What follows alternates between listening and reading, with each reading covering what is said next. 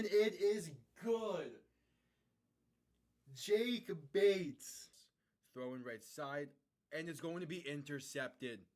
Return past the 15, past the 20, out past the 30. Has space down the sideline.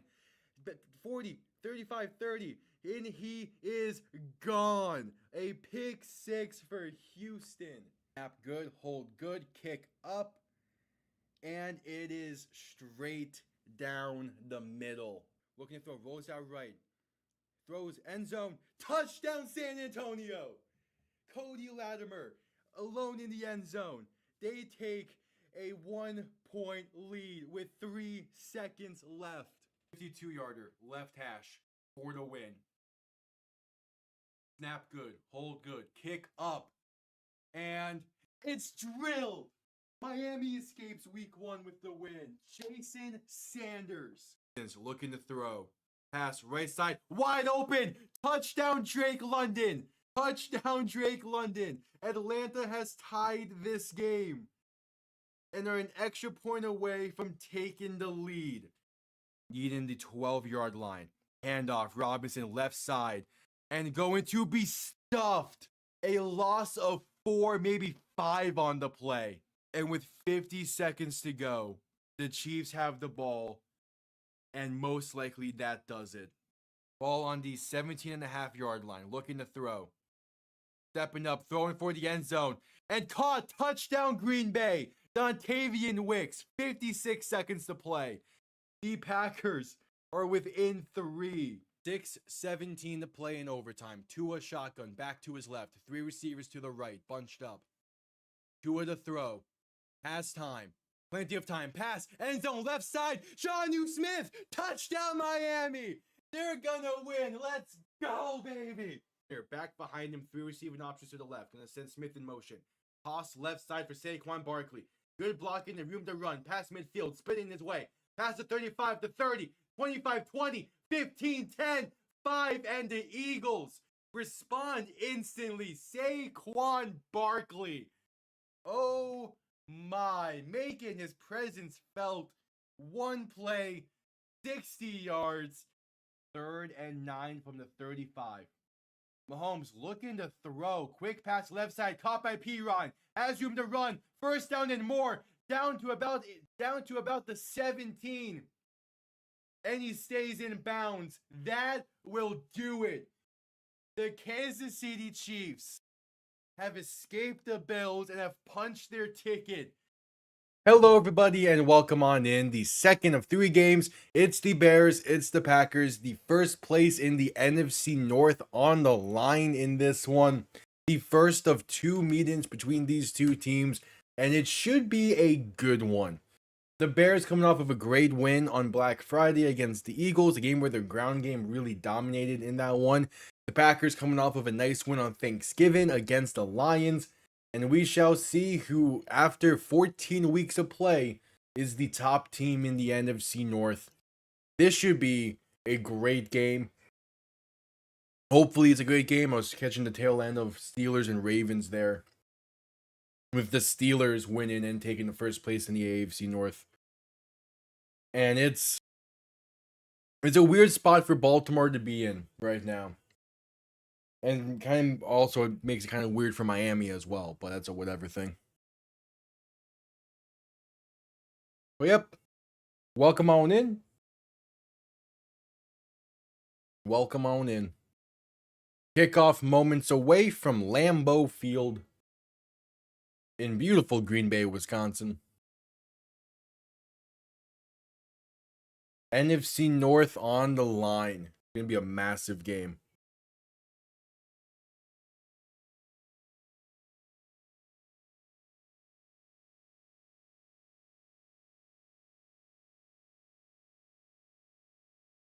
Seemingly the Bears will get the ball first in this one, so we get to see Micah Parsons and this Packer defense go against Caleb Williams and this good old Bears offense to start things off.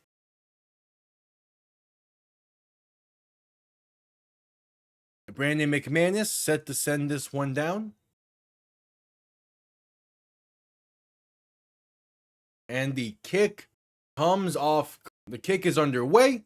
Going to be returned beginning from the 4. Room up past the 15, past the 20, 25, and brought down at the 29.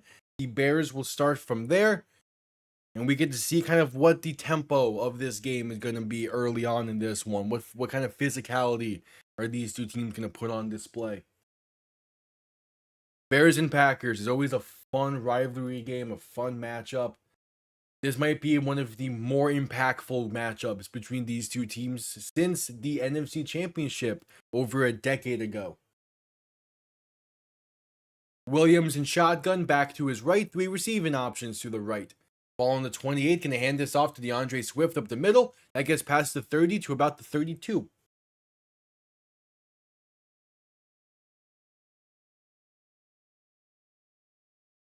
All right. So a key point of emphasis on this one is the fact that Kyle Monangai was at least questionable entering this game. I think he seemingly is good to go. Williams under center, back behind him, 2 receiving options to each side. Looking to throw, pass left side, going to be off the mark, looking for Luther Burden. And it's an early 3rd and 5 for Chicago. Let's see. Well, I remember seeing the reports about Monangai's status being up in the air entering this one. But he is up and good to go. At least he's not on the inactive list.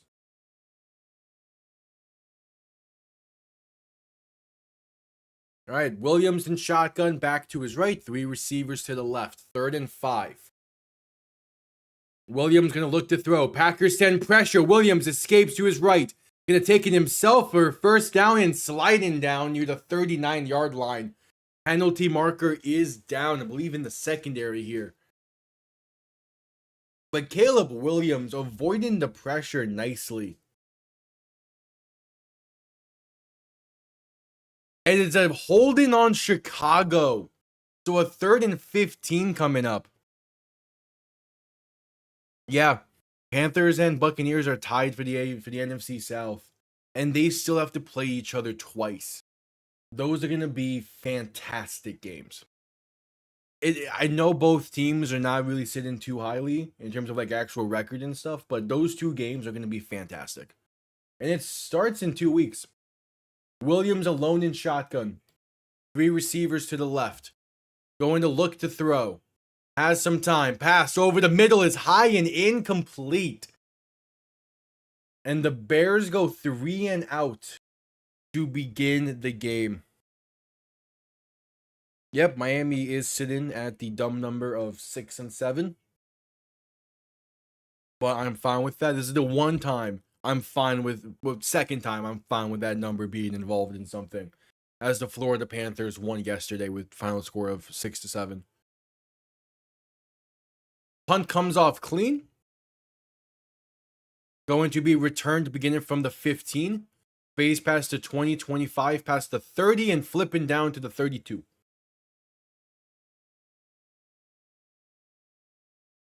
But yeah, Miami finds themselves in a fun spot now. Oh, there is a penalty on the punt as well. I think this would be holding against the Packers. Yeah, blocking the back against Green Bay. They're going to start back up. They're going to start inside their own 10.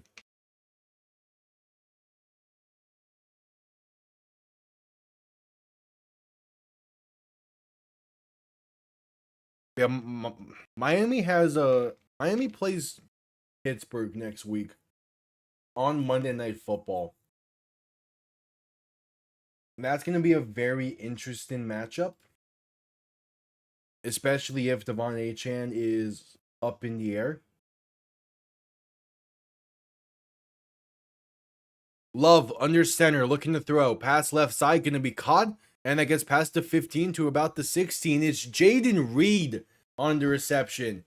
He's back after dealing with an injury earlier on in the season. That's a big addition to this Packers offense.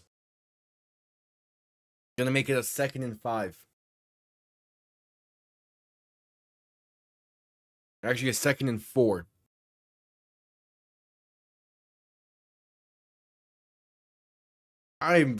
Who knows why Miami ended up is now they're not 4-0 at they're 4-0 without him. Who knows? Love gonna hand this off right side for Josh Jacobs. He's gonna spin his way past the 35 to about the 36, gain of 10. I don't think it's anything with Chris Grier specifically.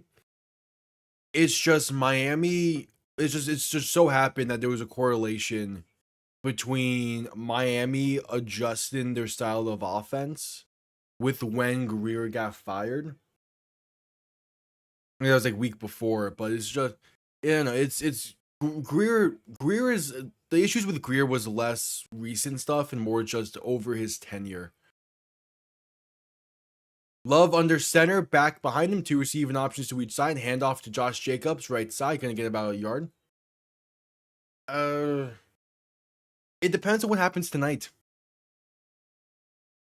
I think it depends on what happens tonight. Because it's Indianapolis we need to lose out. Chiefs, Texans, and then the Ravens we need to lose 9. We need to win only 9 games.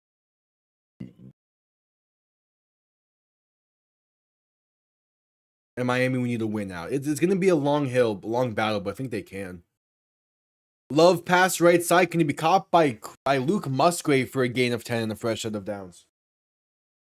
The road to playoffs for Miami, it's going to be a lot of luck. But it's there.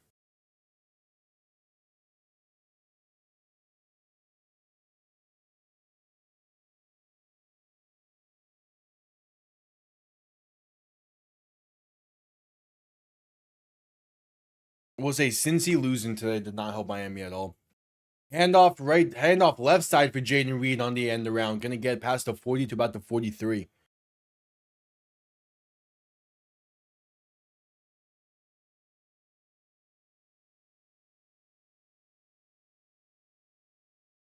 Yeah, it's what? Miami finds themselves 2 games back of Indianapolis, but the Colts have the tiebreaker. They're tied with Baltimore, potentially tied with Kansas City. Anywhere from a game back to 2 games back of Houston. They're going to need some help, but there's definitely stuff there for the playoffs. 2nd and 3, Love under center, back behind him. Gonna hand this off up the middle for Josh Jacobs. That's a gain of about 2 up to the 45.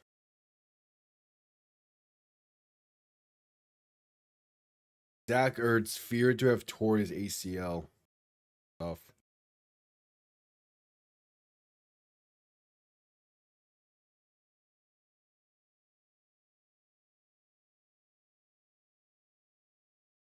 All right, 3rd and 1. Love under center, back behind him.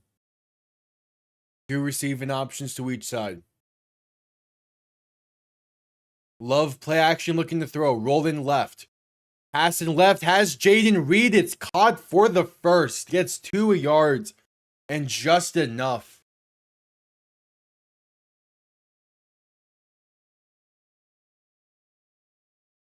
Solid throw from Jordan Love.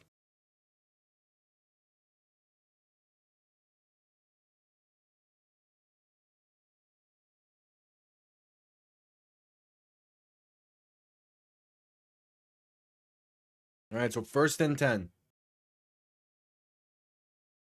A solid opening drive. They're just keeping things really. Again, they're keeping things in front of them. Love and shotgun back to his left. 2 receiving options to each side. Looking to throw once again. Quick pass right side. Caught by Christian Watson past midfield to about the 47. The gain of about 6.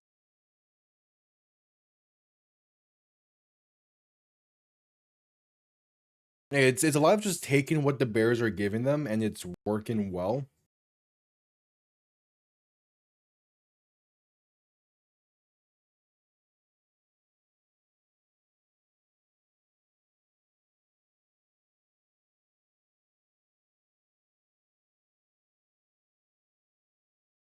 So Love and shotgun, a back to each side.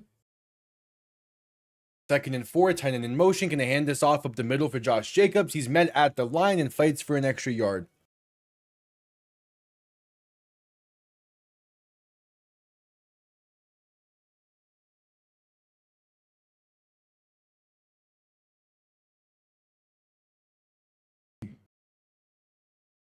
So a 3rd and 3.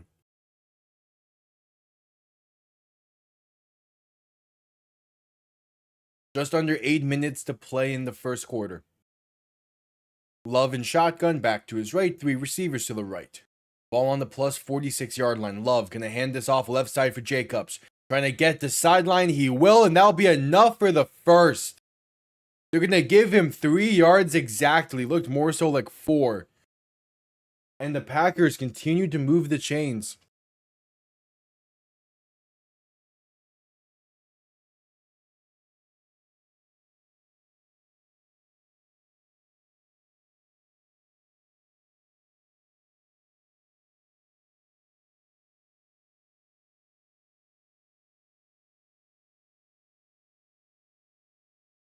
So Love under center on 1st and 10.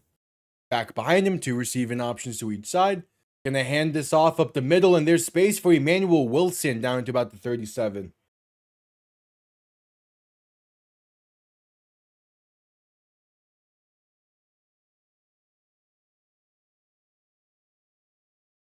All right, again, just moving the ball well.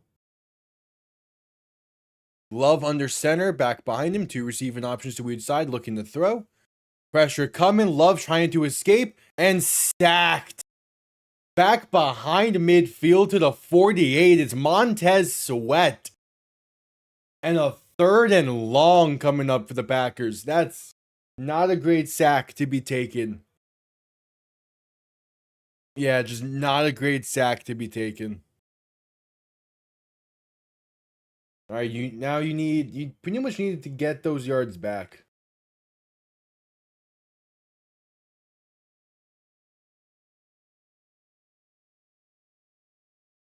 Love and shotgun, back to his right, 3 receivers to the left. Going to look to throw in 3rd and 17. Has time, pass over the middle, intercepted. Going the other way with it, past midfield, past the 45 to 40, and out of bounds at the 36. It is CJ Gardner-Johnson. And the Bears defense makes the first big time play of the game. Putting the Bears with excellent starting field position, and that ball was directly to him. He hit him in the chest. That's just not a good throw. I see what Love is seeing there, but he did not throw that nearly good enough. I see why Love threw it there. He just was not the. That's just not the throw to make, though. That would have needed to be a perfect throw.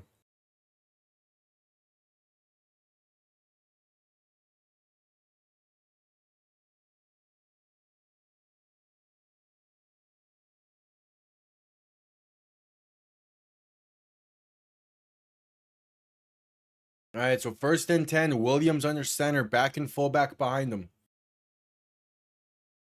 Williams going to play action and look to throw. Has time, pass left side, going to be caught by Colston Loveland. Oh, and did the Packers come up with it? No signal yet.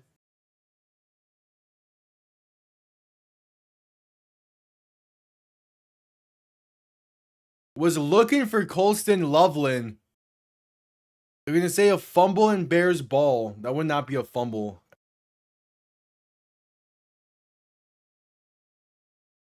Williams comes up with it on the initial point of the catch.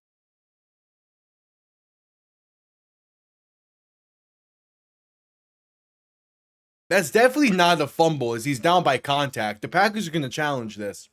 I think they ruled it they ruled it intercepted. No. I think they're ruling it intercepted and then fumbled, recovered by Chicago.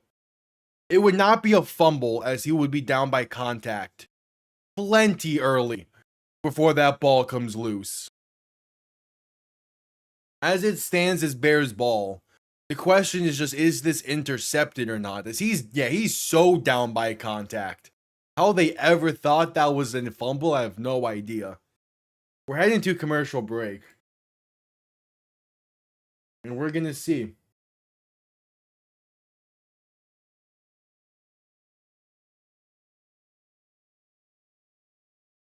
The Packers did challenge it. Because it's definitely not a fumble.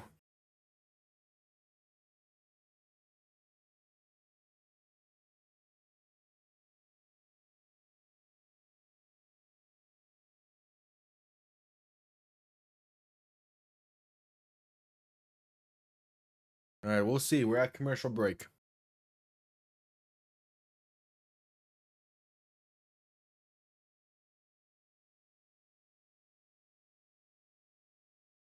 At commercial break.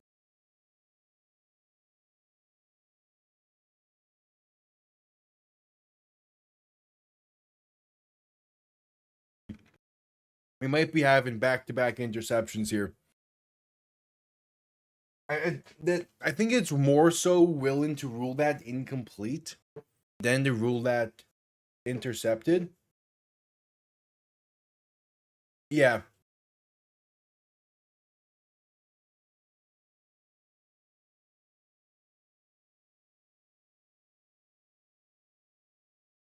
So it was initially ruled intercepted, then fumbled and recovered by Chicago.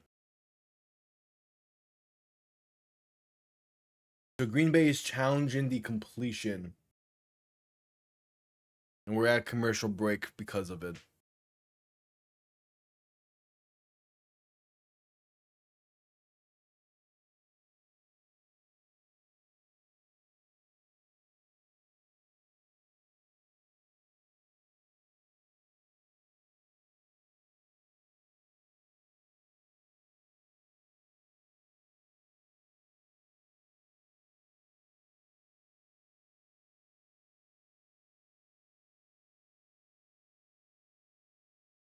All right, so the Packers will win the challenge as just being called incomplete.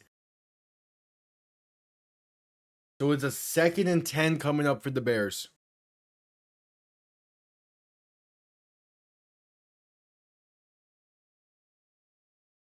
So it's still Bears ball, but at least it's not their ball inside the 20. Williams under center, back behind them. 2 receiving options to each side after a tight end sent in motion, and there's movement before the snap. False start against Chicago. 2nd and 15 coming up.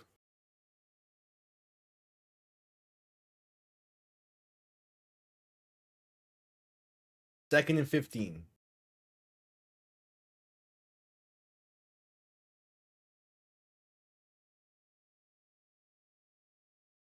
Damn, Broncos and Raiders is at 7-7 right now. And then the Cardinals are up 7-3 over Los Angeles. What's happening in 1-4 stat line so far for Stafford that explains it.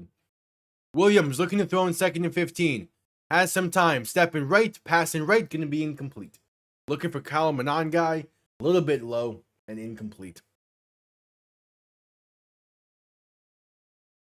So 3rd and 15 coming up.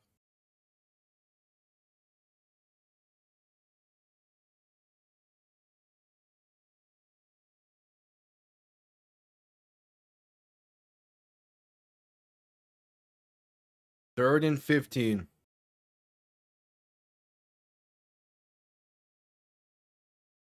Williams in shotgun back to his right. 2 receiving options to each side. Play clock winding down. They get the snap off as Williams looks to throw. Pressure comes quick, escaping to his left. And just going to throw this one away. Incomplete. 4th and 15. It will be a 58-ish yard kick. Does he have the leg for that? It's going to be a long kick.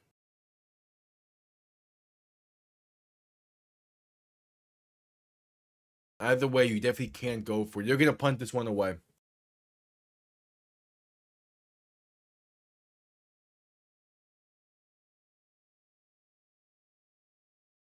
All right, so the punt comes off clean. Going to be fair caught at the 11 for Romeo Doubs. Packers will start from there. 5:24 to play in the first quarter. We head to commercial break.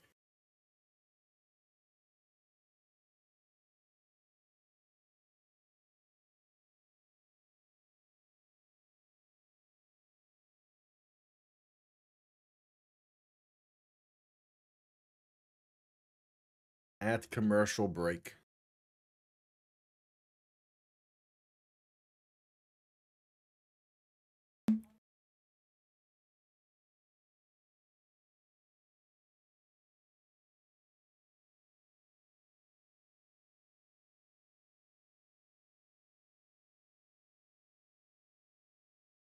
All right, at commercial break. Been defensive early on in this one. 3 drives into the game.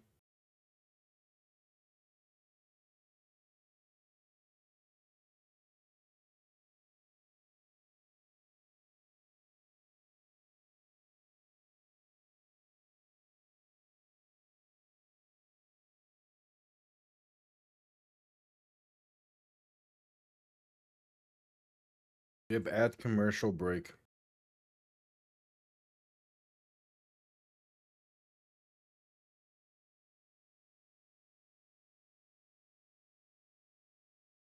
Yeah, Tennessee and Cleveland just had a great matchup that Tennessee pulled away with. I think both teams are in very solid spots going forward.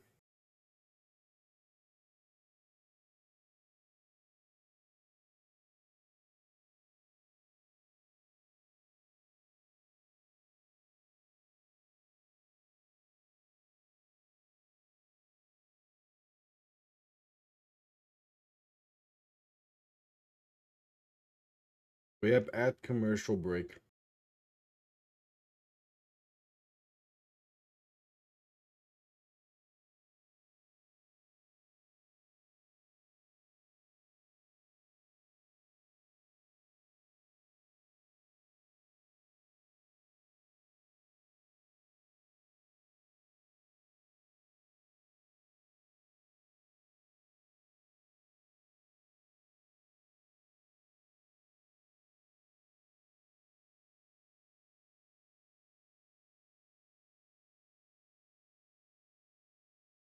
All right, just getting back from commercial break.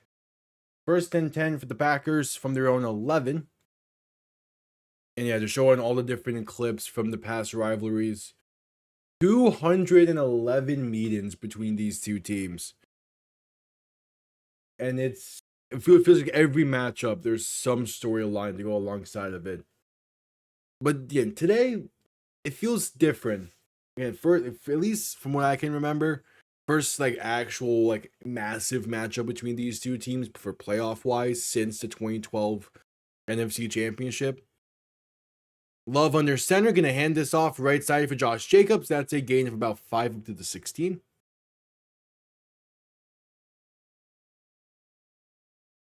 Yeah, when you have a rivalry that dates back as long as this one does, you're gonna have a few like mad games in there.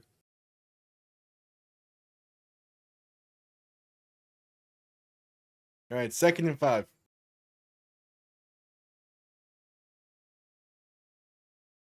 Love and shotgun, a back to each side. Ball on roughly the 15 and a half yard line. Love looking to throw. Quick pass right side, caught with space. Up past the 30 and down to the 35 is Christian Watson on the reception. And the Packers are moving. Again, they were moving well on their opening drive until the interception. So I'm not too surprised by this. 1st and 10. Love under center, back behind him, ball on their own 35, looking to throw. As time, shot over the middle, and it's going to be caught by Luke Musgrave. Down to the 30. More accurately, a pass along the left side there. And the Packers are past midfield once again. Again, they're moving.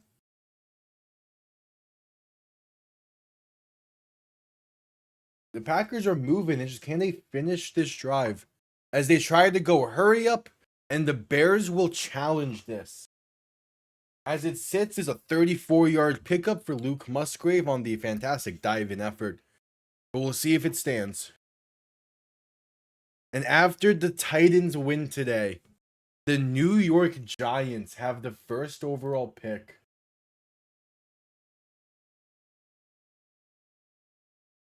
Crazy. And with the Saints win, that puts the Raiders at the number 3 overall pick spot. And they're a team that could go quarterback.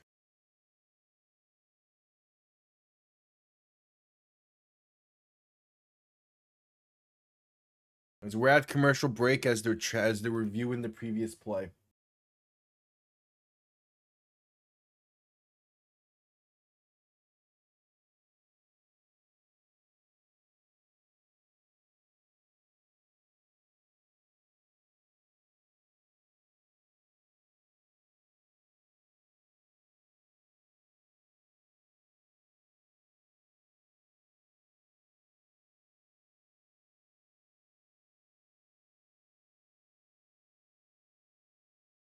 At commercial break. 15th straight year. No playoffs for the Jets. Hell yeah. Yeah, Miami has now eliminated 2 teams in the playoffs. The Saints last week and the Jets this week.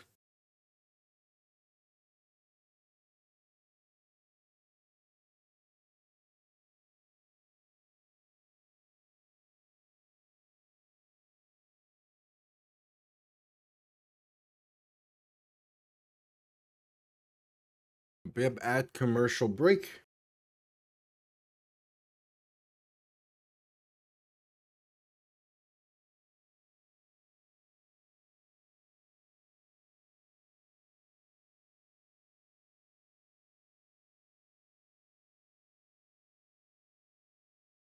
As again, it's a 34-yard pickup for Luke Musgrave that's being challenged by Chicago. Nearly an incredible dive-in effort. We will see.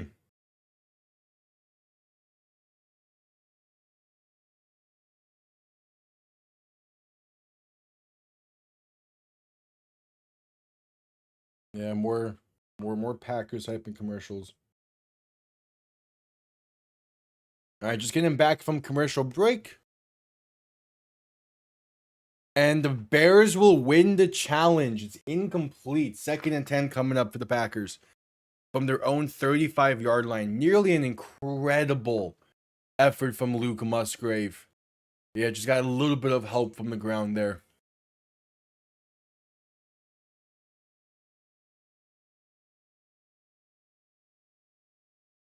$3:45 to play in the first quarter. Actually, they just added some time back, so it's 4:09 to play in the first.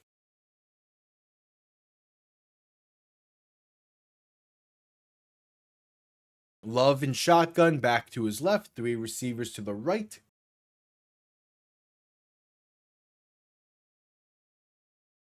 Love going to look to throw.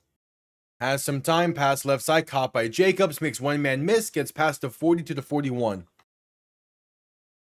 It's a defensive game. Both northern divisions love defensive divisional matchups. If they can. Face mask against the Packers is the call. Going to be a 2nd and 25 coming up now. Especially the Bears and Packers. They always have they're always, you never really know, but you can always assume that the defenses are going to play a massive role no matter what kind of game it is. And that's the case in this one. I mean, like, the Bears had a pick earlier, and then both defenses playing well. Love in shotgun, 3 receivers to the right, 2 to the left, 2nd and 25. Going to look to throw once again, pass left side, caught by Jaden Reed. He gets down to about the 27. And again, I'm fine with a good defensive matchup. That's kind of what we're getting here. These are 2 offenses that have shown throughout the season that they can score well, but the defenses are just making plays. Third and 19, Love and shotgun, back to his left, two receiving options to each side. Looking to throw, rolling left, buying time, passing left, gonna be incomplete. Looking for Romeo Doubs, just put too much into it. A little bit overthrown, and the Packers go 3 and out on their second drive.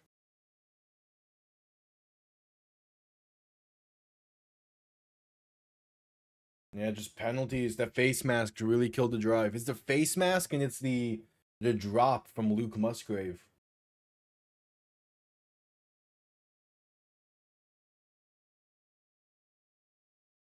Yeah, no, this game's not going to be a shootout. Again, for divisional matchups, you can pretty much tell in the first half quarter, in the first 7-ish minutes, what type of game you're gonna get.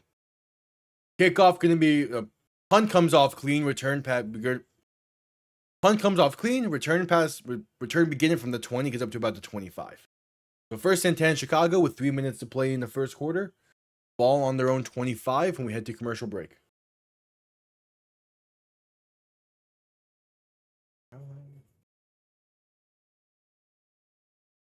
Oh, Marvin Mims had a punt return touchdown for Denver. Okay.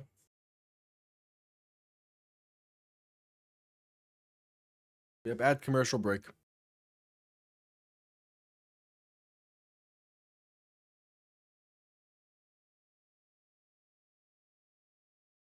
At commercial break.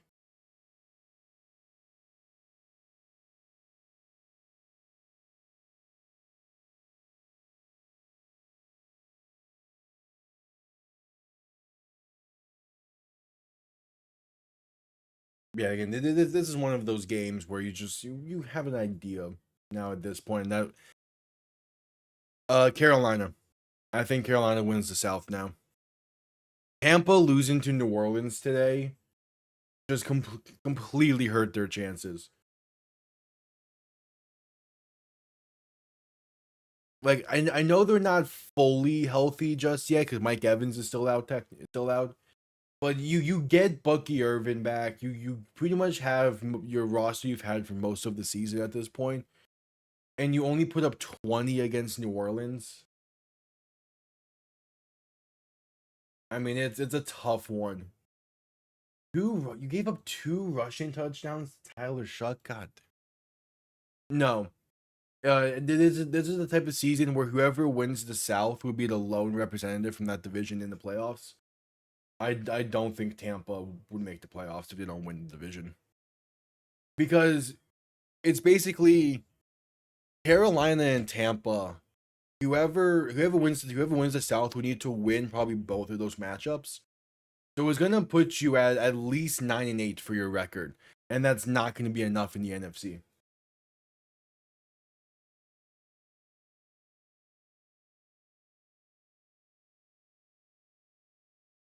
As we're just getting back from commercial break.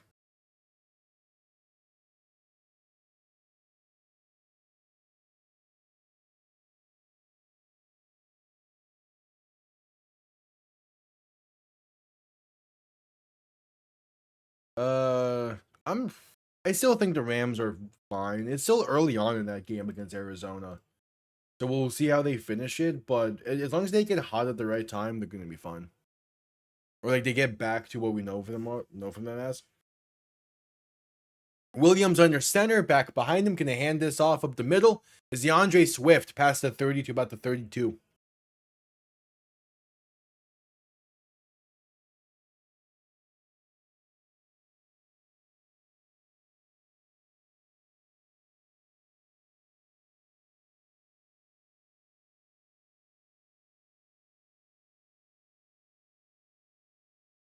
Yeah, I'm still not worried about the Rams. Super Bowl, I still think it's Rams Patriots for right now. Williams under center, back and fullback behind him, gonna hand this off up the middle. DeAndre Swift for enough for the first up past the 35 to about the 37.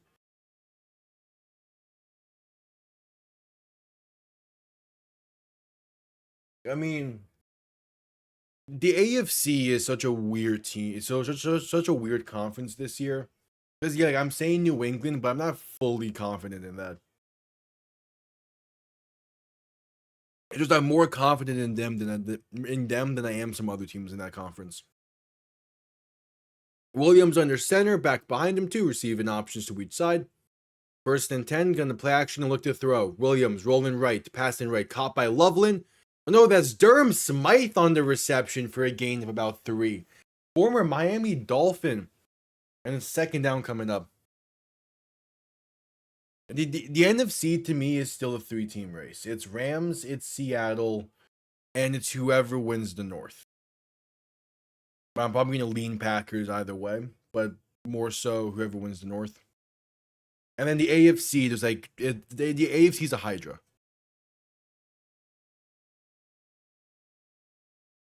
Williams under center, back behind him.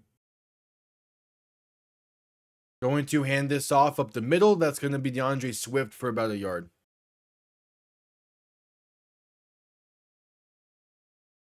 The last match I'm seeing is What's My Super Bowl Now, which still Rams Patriots, but it's one of them like it's a whatever type of thing for. There's no one in the AFC I'm really confident in saying it's a guaranteed Super Bowl team right now. In the same way that like for the Rams and Seahawks, I could totally see both of them in there. Williams in shotgun, back to his left, 3 receivers to the right. 3rd and 7 from their own 40. Williams looking to throw. Pressure coming, trying to step away. Pass right side, gonna be incomplete, a throwaway. And the Bears will punt. I could see Broncos Seahawks. I could totally see Broncos Seahawks. I think that would be a fun matchup. At the same time, it's just, but any of the top teams in each conference right now are so liable to one bad game in the playoff, and that could cost them. Punt comes off clean, going to be bouncing into the end zone for a touchback. Packers will begin from the 20. Yeah, it's like the top 3 teams currently in the AFC are the Patriots, the Broncos, and the Jaguars. All 3 of them can have one bad game easily in the playoff. Patriots are a little bit less likely for that to be the case, but still. And then top teams in the NFC, it's Seattle, LA, and Chicago. And those 3 can have had multiple one bad games so far this year. Even if you want to go to San Francisco, they're a wild card. I don't understand what San Francisco is as a team right now. That's why I've been kind of avoiding them in power rankings. Because it's just, they just exist. They're not doing anything really special.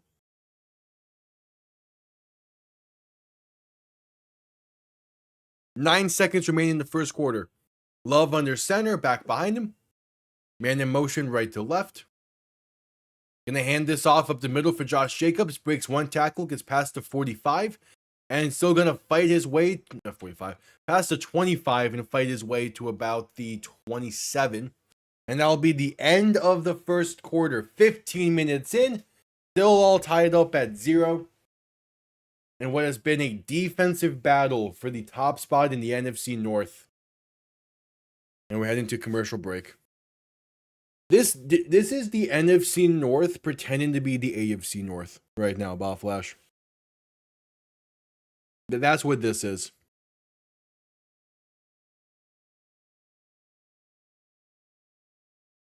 The Bears and Packers are pulling their best Steelers and Ravens impressions. Okay, I'm here for it. I'm fine with this kind of matchup. Yeah.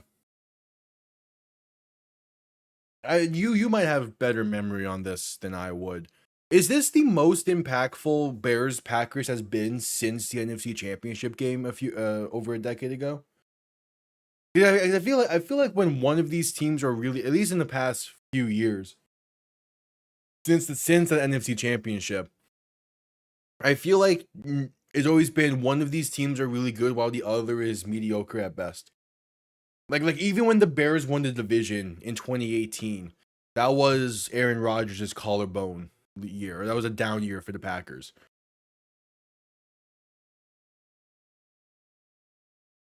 I could see Jacksonville in the Super Bowl. I wouldn't be surprised by. I wouldn't be completely surprised by that. That obviously it depends on how they play leading up to it and who they play on the road there.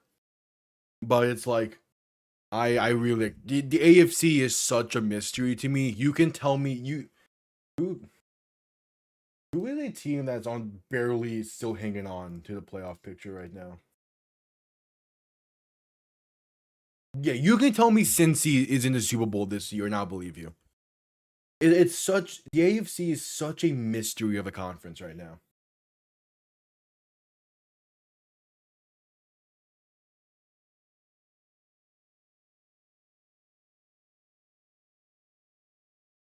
That is crazy.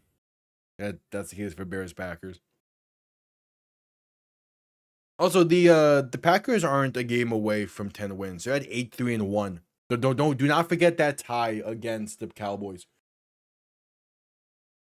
As we're just getting back from commercial break for the start of the second quarter. The Bears have 20 yards of offense right now. God.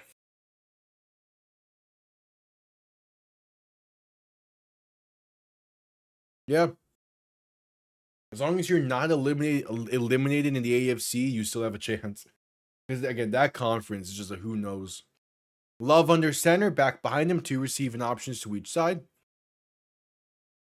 Gonna hand this off up the middle for Josh Jacobs, past the 30 to about the 32. Well, the Bears are 9-3, so either way, this is the first time in a long time. This is a matchup between the matchup for the division right now. Also, no, it's not a beer; it's a Mexican Coke.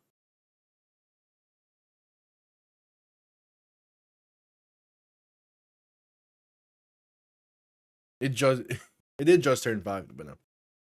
Love under center, back behind him, 2 receiving options to each side. Ball on their own 32, gonna play action and look to throw. Love pass left side, can he be caught with space? Pass to 35 and down to about the 40 for Luke Musgrave. It's probably something related to divisional stand-ins. Because winner of this game gets first place in the AFC, in the NFC North. Damn. Well, good morning anyway.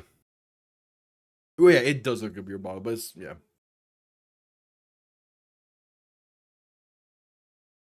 I don't really care for beer.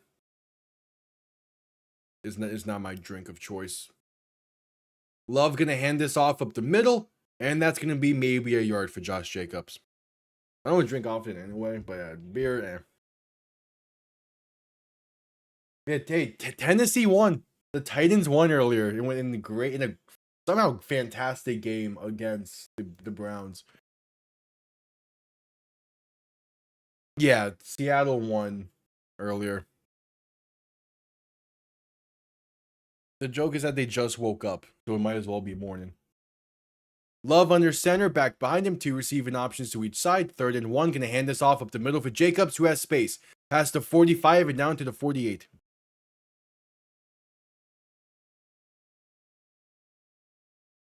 In 2015/7, that would have been Trubisky. It would have been Cudler for 2015 and Trubisky for 2017.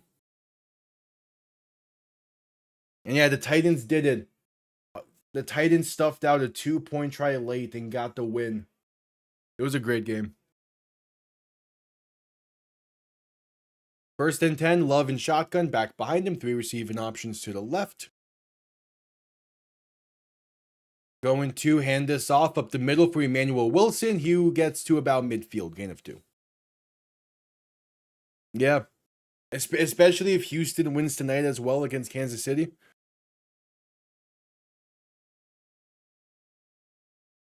Yeah, because 2018 was when the Bears won the division last. And that was Trubisky at quarterback. 2012 was the NFC Championship, and that was Cutler. Dolphin legend Jay Cutler, by the way. He played like 8 games for us and then broke his thumb.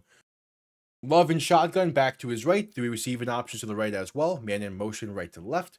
Going to look to throw in 2nd and 8. Has some time, dump off over the middle. Going to be caught with space to about the 45, maybe 44 Gonna make it a more manageable third down. That's John Fitzpatrick on the reception. 6:30 a.m. bedtime is crazy. It's crazy, but I get it. I also probably would have done that last night if I wasn't going live with 3 games today. That would be an upcoming Friday thing. Yeah.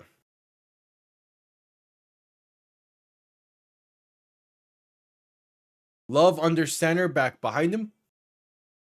3rd and 2. Play action looking to throw. Rolling right, passing right. Has a man wide open. Past the 30, 25, and down to the 21. It's Josh Weil on the reception. And the Packers are moving. It's 0-0. It's been a defensive game, but the Packers have been in firm control of this one. It's their defense that's making good plays. Their offense is moving the ball well. They just need to finish a drive.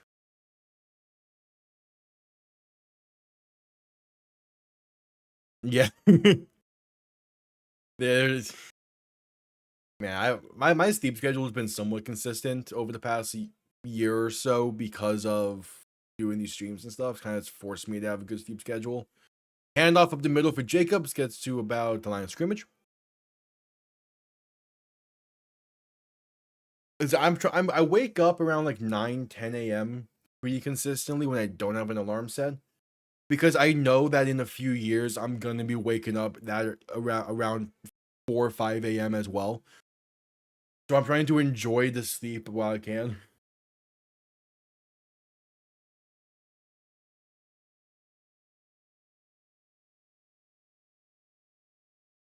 Love under center, back behind him, 2 receiving options to each side.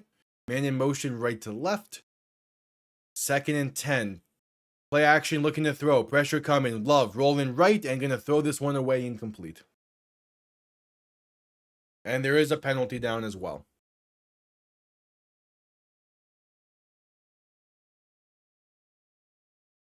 Yeah. In high school, my sleep schedule was so fucked. During the breaks in high school, I'll be waking up at like 1 p.m. That's probably the reason why like my eating schedule is not the greatest. I always just skip breakfast because I'm used to not eating until pretty late in the day.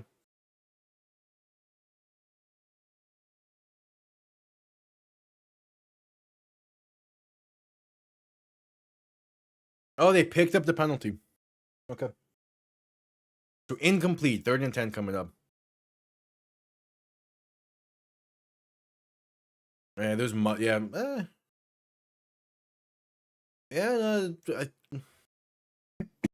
I'm fine with the penalty being picked up there.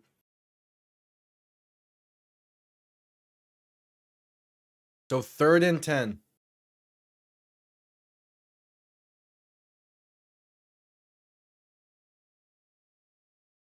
Love and shotgun back to his right. 3 receivers to the left.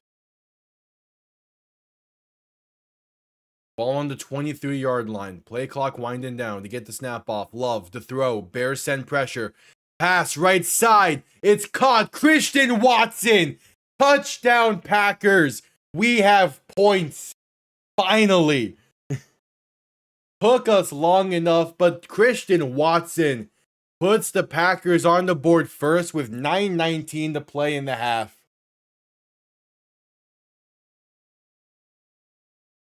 If you're a fan of higher scoring games, then yeah, Rams Cardinals is a better game for that. But these are 2 teams that are just plain physical, and are doing a pretty solid job and not giving up too much. Obviously, Packers just got that, so take it as you will. The extra point up and good. Also, I think part of it is the Bears' offense has not done a whole lot today. It's been their defense that has been really trying to step up. Because, again, the Bears' offense has 20 yards and 1 first down at this point.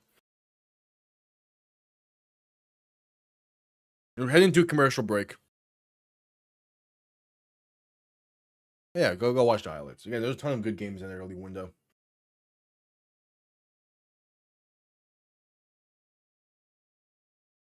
This.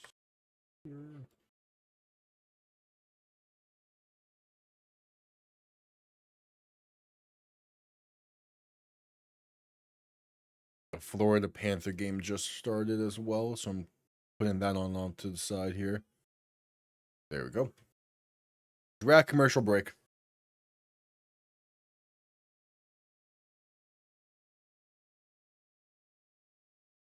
At commercial break.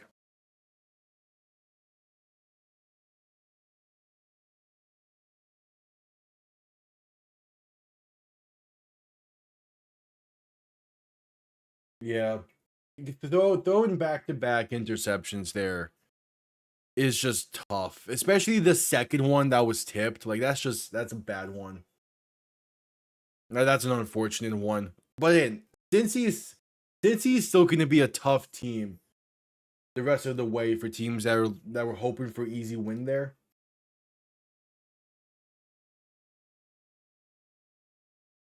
Like, Baltimore next week going to be a great game. Miami in a few weeks.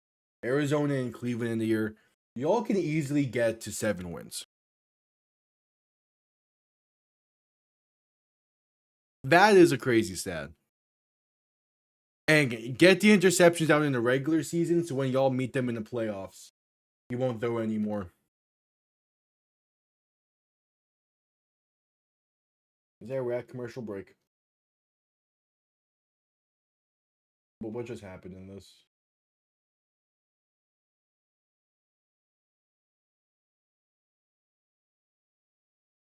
Well, they're having a solid drive going. Again, divisional matchups. Do not let Dolphins Jets earlier today fool you. Divisional matchups are always tough matchups. It's very rare to get an easy win in the division.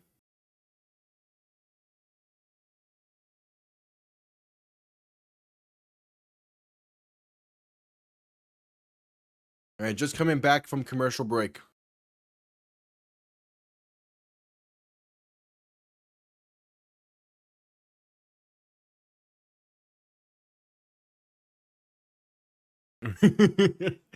Kickoff underway. Gonna be returned beginning from the 2. Room up past the 20-25 and brought down to the 27. And also, yeah, if Cincy makes the playoffs, it'll be because they win the North. Rams are really going run heavy, huh? Yeah, somewhat.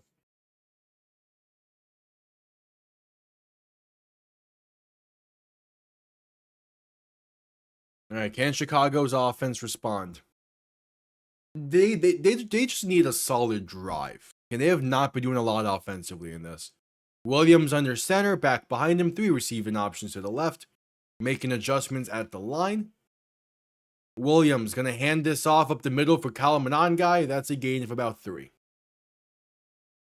Stuff like that's fun. No, I don't think Arizona wins this. Their leading rusher right now is Jacoby Brissett. They're not trying to run the ball. Eventually, the Rams will play the pass a bit better. Williams under center, back behind him. 2 receiving options to each side. Man in motion, left to right. Going to hand this off up the middle for Manon guy. That gets past the 30 to about the 33.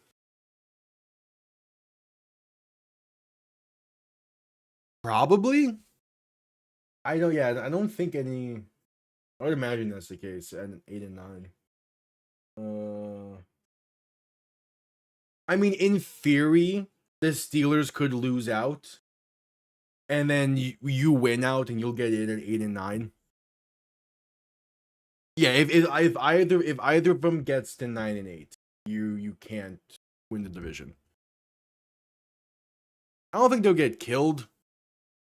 So it might be ugly though. Williams rolling to his right, looking to throw. Pass right side can be caught by Luther Burden up to about the 45, maybe 46. And that's the second first down of the game for the Bears offense. I don't think they'll get killed, or at least not to the degree that like Dolphins Jets was. But I do think it's going to be a tight matchup. Or like it might be like a 10-point game. Oh yeah, they can win if this offense finds a rhythm. And this is the perfect time to do it. You got a first down. You're moving pretty well.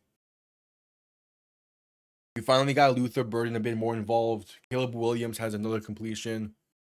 Williams under center, play action looking to throw, rolling right, buying time, and going to throw this one in the dirt incomplete at the feet of DJ Moore. The biggest thing Chicago needs to do right now is make a decision between wanting to be a very run-heavy team in this game and rely on that, and getting Caleb Williams into a rhythm. You can't do both. Caleb Williams is currently 2 for 9 passing at this point. Either way, he needs to get into a rhythm, but there's a difference between, do you want him throwing 30 plus times in this game or running the ball 20, 30, 20, 40 plus times? And they need to make a decision soon. Toss up the middle from a guy. He's going to, oh, what a hit. Stays on his feet, though, and going to find space on the right side for a gain of 2. The Rams would get it if they win, but yes. Whoever would be on top of the NFC West would get the 1 seed if the Packers win.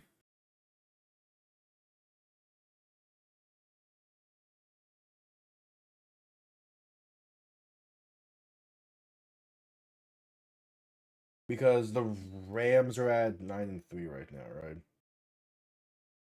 Yeah.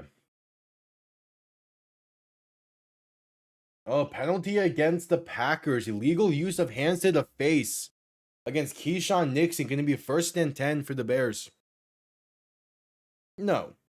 Again, I don't think you can be frauds if the expectations for you before the season was to maybe make the playoff. I don't think anyone expected the Bears to be competing for the division at this point. Williams under center, back behind him, 3 receiving options to the left. Gonna hand this off up the middle, and that's Monangai for about 2 or 3. Frauds are for teams whose expectations were conference championship or division, or conference championship, the Super Bowl, or winning the division, and they're falling short by dumb means. The Bears' expectations were not to be 9-3 at this point. And yeah, and their defense is playing really well. Williams under center, back behind him, 2 receiving options to each side. Tight end motion into the backfield to be a fullback. As they hand this off right side for Kyle Monangai, that's another gain of about 2 or 3. I guess they're making their choice of being a very ground-heavy team in this one. Because they're pounding this rock against a pretty solid Packers front 7.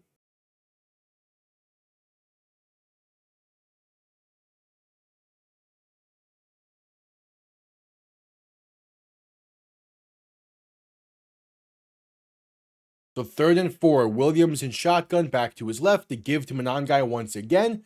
And that is once again going to be a gain of about 3. So 4th and 1 coming up.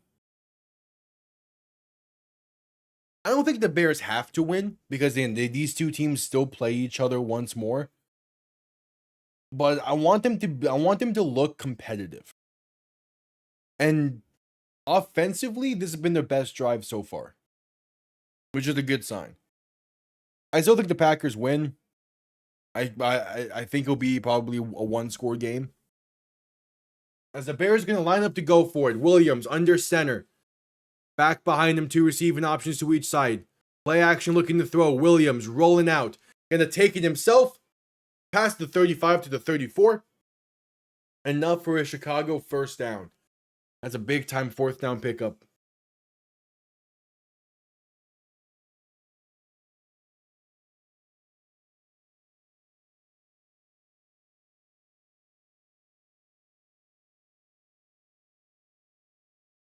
All right, so 1st and 10.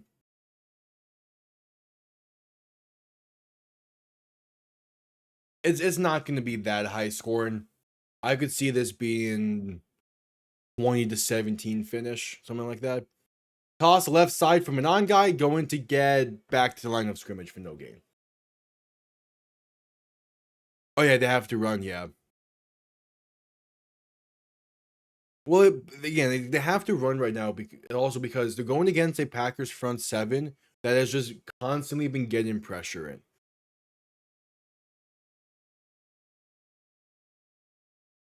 Oh, there's a scuffle going on post play.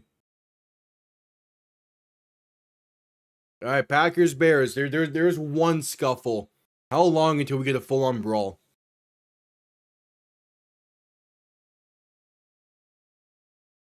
How long till the bench is clear?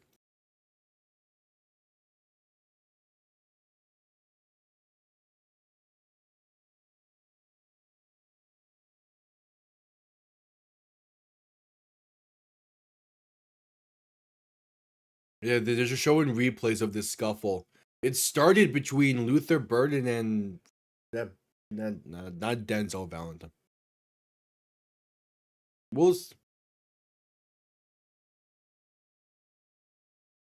Yeah, penalty on the play, penalty after the play, personal foul against the Packers.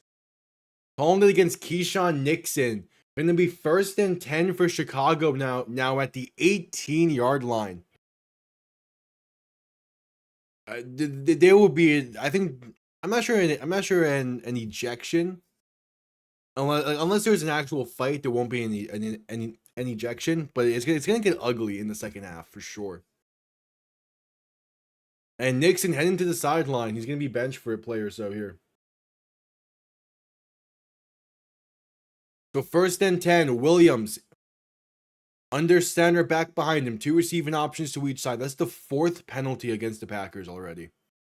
Man in motion, left to right. Williams gonna fake a toss right and try and shovel this one forward, and it's met instantly. DJ Moore gets the touch pass, but it's still the loss of 4. I like that play design. It's not something you can do often. They faked the toss, tried to run the jet touch pass left. Just did not work. As the Florida Panthers just took a 1-0 lead over the Islanders. Is that Balinskis who scored it?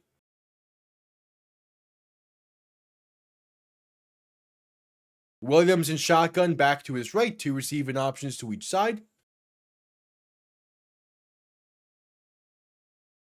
Play clock winding down to get the snap off. Handoff, right side. Is Monangai inside the 20 to about the 14. Yeah, these teams hate each other.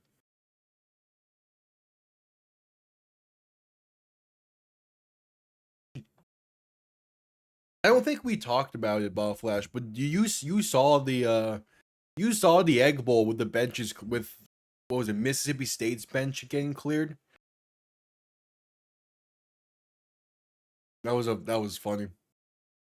All right, 3rd and 8, and we head to the 2-minute warning.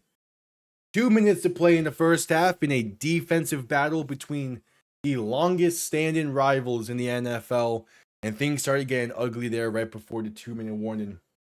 We'll see how much longer the ugliness can last. We head to commercial with it being 2-minute warning.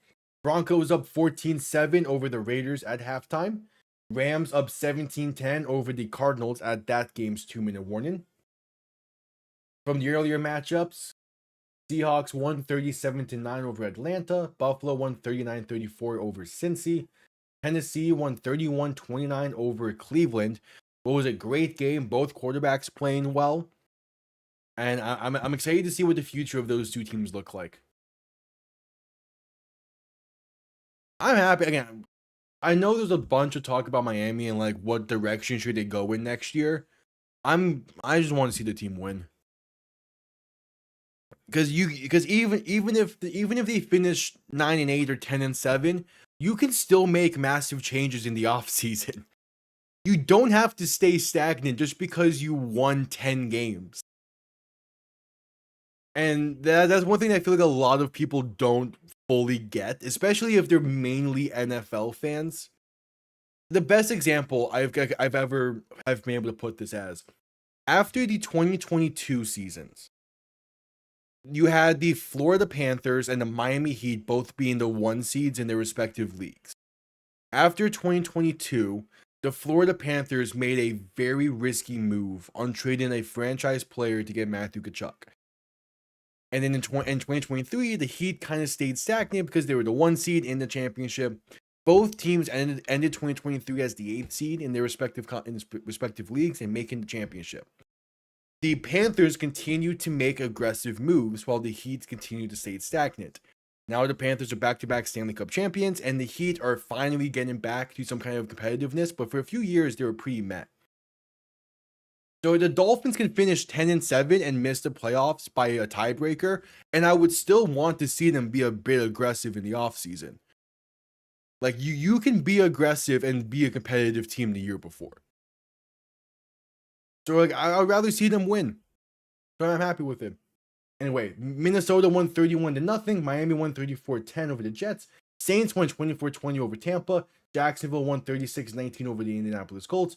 Steelers won 27-22 over the Ravens.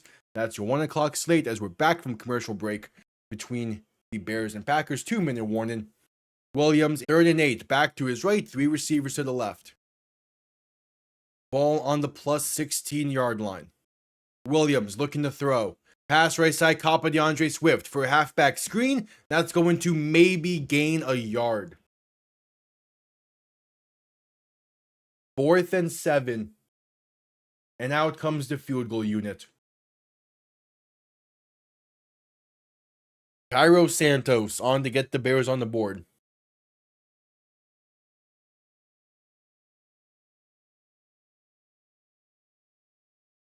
Yeah, the Saints won. Somehow the Saints won. Tampa had such a great start, and they just have not looked the same since. 33-yard kick from the right hash is up and good by Cairo Santos. So the Bears are on the board. Although it wasn't a touchdown drive, I still think Chicago had the exact drive they were looking for there. Whereas just you got the offense into some kind of a rhythm, and you got points on the board. And we're heading back to a commercial break, so I'll quickly be right back.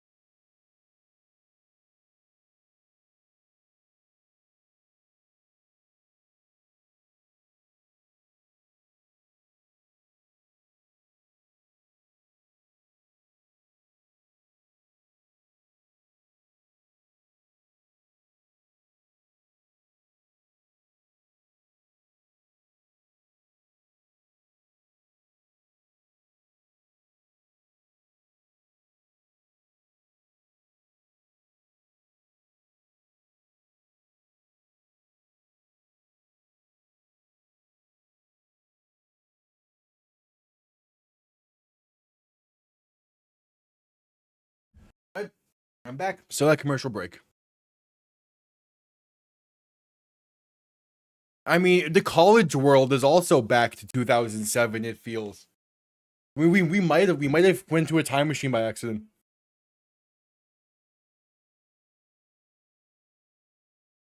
Crazy. Yeah, well, to me, the CFP makes complete sense. I know there's some people like that are like upset about Notre Dame not getting in, or the Texas fans thinking they had a chance. I'm fine with how the CFP played out. And this is from someone who purely watches college football to have some knowledge on NFL draft, on NFL rookies. I do not really care about college football like in depth like that. But like, yeah, to me, it made complete sense.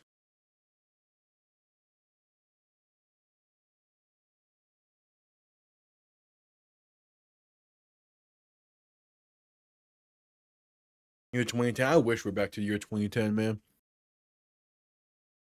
We go back to the year 2010, and I'd shout to Miami not to draft Ryan Tannehill in the first round in 2012.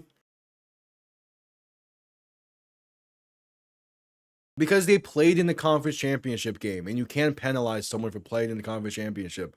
Otherwise, no one will want to play in the conference championship. And on the same point, there's talks about like, BYU getting screwed over because they played in the conference championship. They were not getting in. But as much as they deserved to, they were on the outside looking in the entire time. Kickoff is going to land before the landing zone, so it'll be Green Bay ball at their own 40. Now, if Alabama got really blown out in the SEC championship, I would be like, yeah, they should have gotten kicked out. But it was a 28-7 game. Yeah, they didn't play great in it, but still.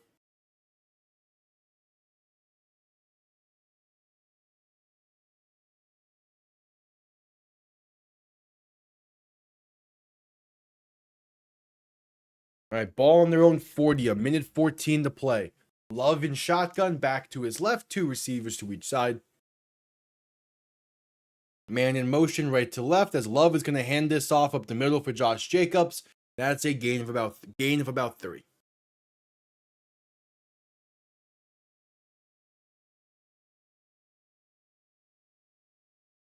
All right, a minute to play. Packers going a bit hurry up here. Love in shotgun, back to his right, looking to throw.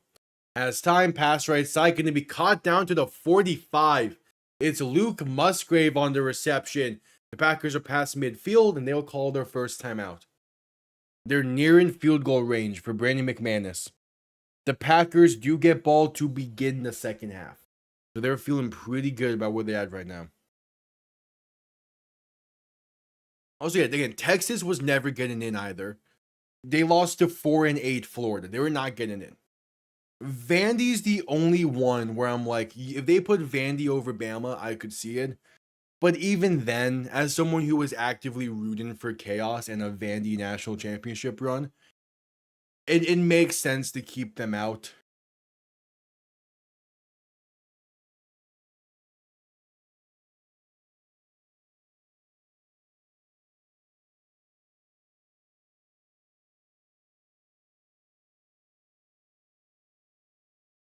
Again, it's just simply, when was it? When would there's a Broncos and Seahawks is back to like 2015.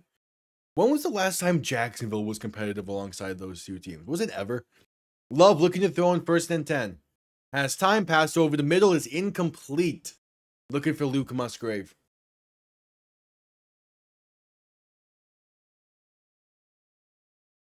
Yeah, because even like early 2000s and 2000s Jaguars were not that competitive.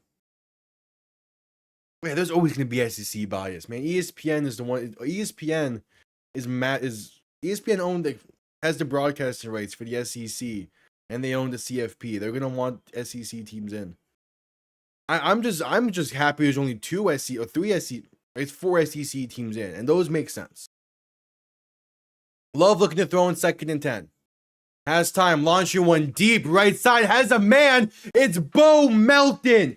Touchdown Packers. A 45-yard strike from Jordan Love. And they extend this lead before the half. To the third dimension. Now we're in the second dimension. Like ball flash. Of the 3 at-large SEC teams, who would you realistically say could have been left out? Obviously Bama, because they're 10-3.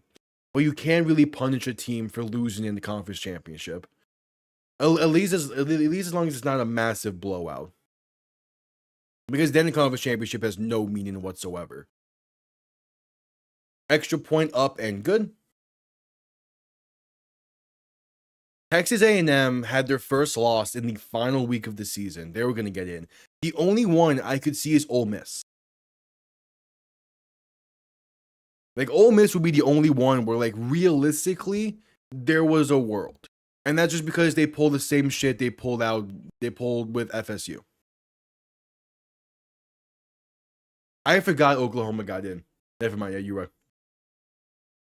As Oklahoma would be the other that, like, you probably could have done without. But no, they were never gonna take out Texas A&M.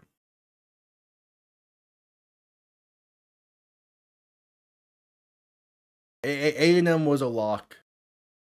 Oklahoma would be the only one.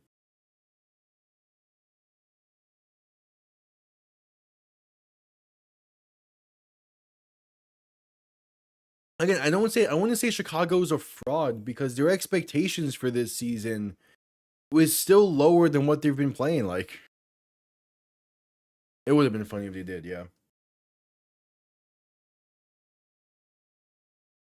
Here's what? Let me see what Oklahoma 10-2. What were their losses?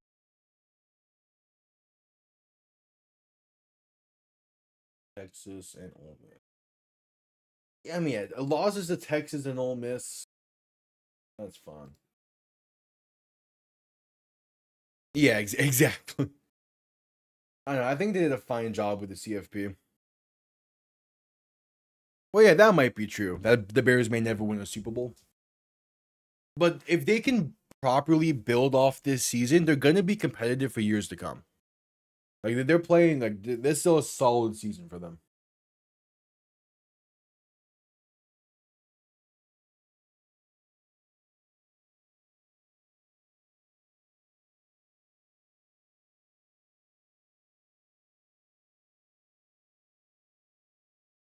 I'm so excited to see how James Madison plays against Oregon in the CFP. That's going to be a fun game. Let's we're at commercial break.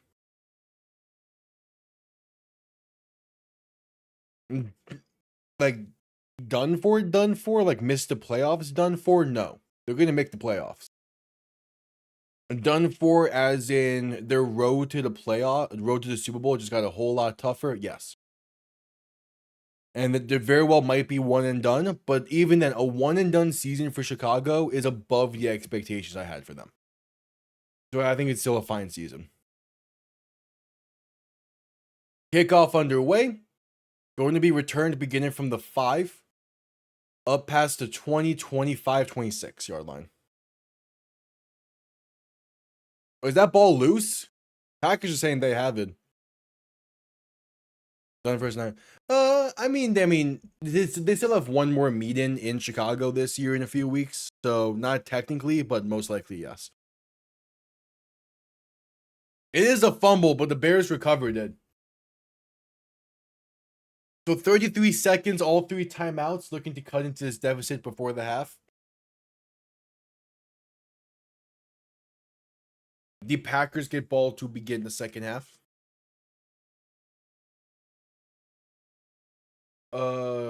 That's what you meant by Williams. I wasn't sure if you meant Ryan Williams. I was like, what?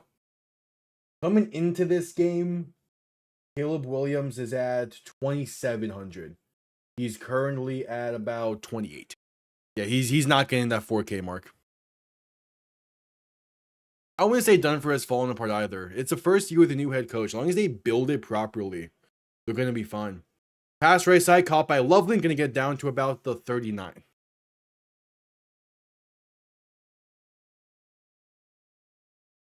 Like, Chicago falling apart would be like how they did last year, which that was a disastrous falling apart. But this year, they fall apart and they finish 10-7, 11-6, and get into the playoff. Like, yeah, you're fine with that. Yeah, the Lions' chances would be getting better because they have tiebreaker over Chicago as of right now. Bears, Williams looking to throw and stacked. Back at the 26. Oh, that's a big hit. And the timeout will be called by Chicago.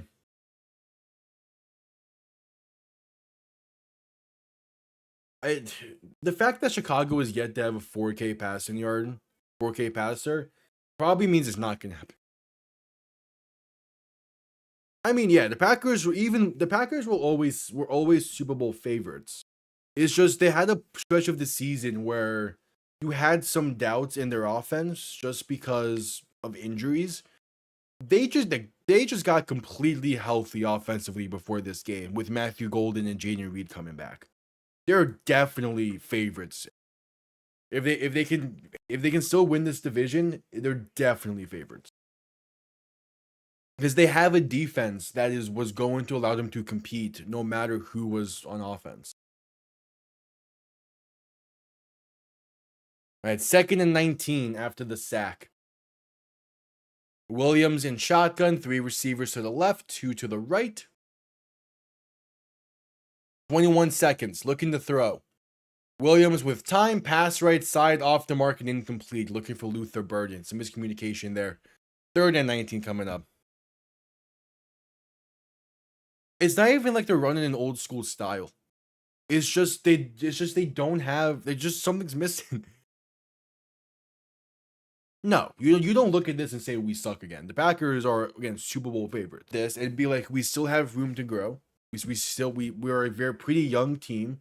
We still have a lot to go to learn through. But we're still able to relatively compete with a team of the Packers level. Williams to throw in 3rd and 19. Pass right side, caught by DeAndre Swift. Has space past the 35 and down to about the 37.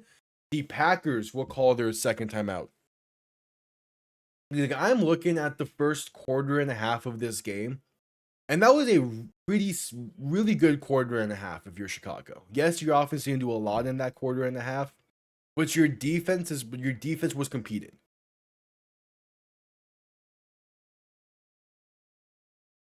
And again, it being in Lambeau does make it different. Now, when these two teams play in Chicago in about 2 weeks, and it still ends up being, a pretty bad performance for Chicago, then there'll be a different discussion to happen. But if the Bears can split this season series, they're so fine. I mean, in theory, they can still win this, but they'll need their defense to step up quite a bit. Punt comes off clean, going to take bounces and be down inside the 10, and that'll get us to halftime. They can still win this, but they need their defense to step up a bit. Because the thing with their defense so far is both of the touchdowns they've given up has been off of blown coverages and issues on the back end, which are things that can be worked out very easily. And then the offense needs to find a rhythm and find a style that works for them. They just haven't yet.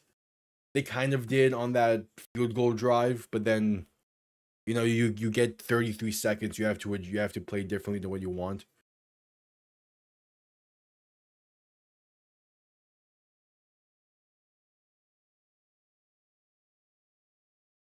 So it's just it's just a case of Chicago needs to figure out what kind of team they want to be with the talent that they have, even going into next year.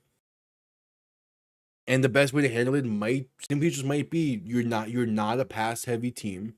The Bears have never been a team that can go pass heavy, and you try to build the running back room a bit better.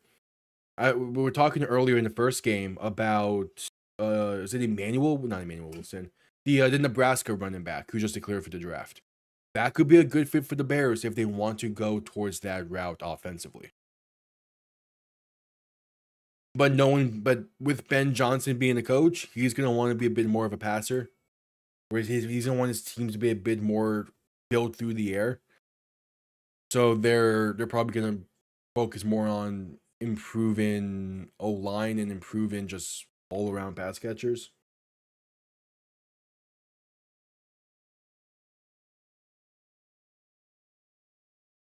There's gonna be a lot of teams that are going to be building weird in the offseason, I think, and not in ways you would expect. Because we're starting to see a lot of more teams kind of real game still matters.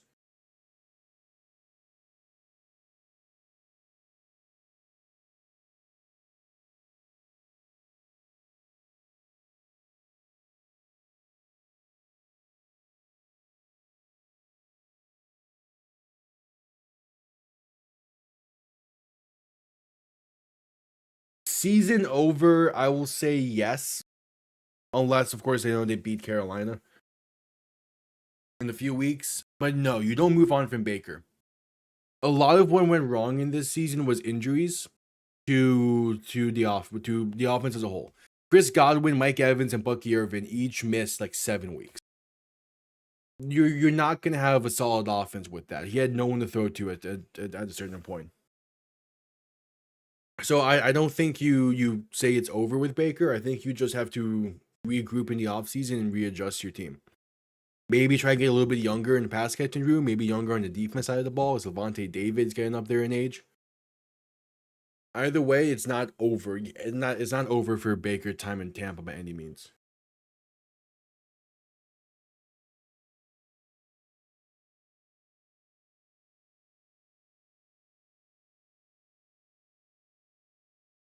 Wait, going back to the college football shit real quick. Starting next year, Notre Dame has a contract obligation to be an at-large team if they're ranked inside the top 12. What? Bro, no. I need Notre Dame to just stop. Like, there's no need for Notre Dame to be doing all of this shit. This includes them opting out of the bowl game that they announced earlier. No, again, I don't think it's time to move on from Baker. I think you have to hope you get healthier. You have to hope that you're a healthier team next year. And even then, like, they still could make the playoffs. They're tied with Carolina right now for the NFC South. You have to play them twice more. There's still an easy in. It's just once you get in, I'm not sure how well you'll be able to compete. But no, it is not time to move on from Baker just yet.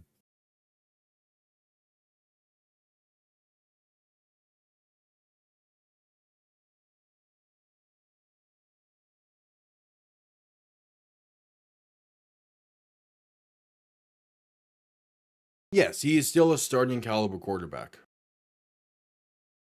He has shown to still be a starting caliber quarterback throughout his time in Tampa.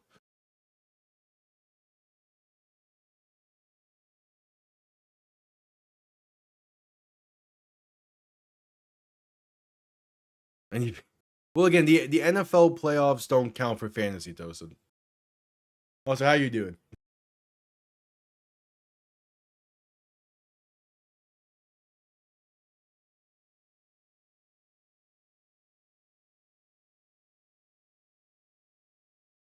As we're at halftime.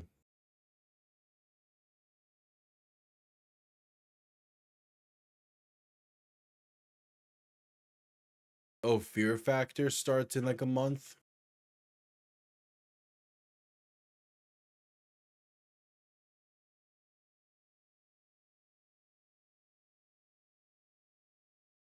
Did I see one of those Fear Factor things properly? Was that?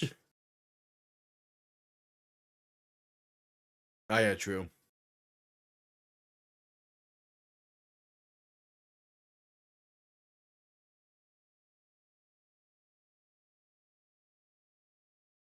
But I mean, again, if Tampa's gonna have success the rest of the final month of the season, they're gonna be relying a bit more on Bucky Irvin in that ground game.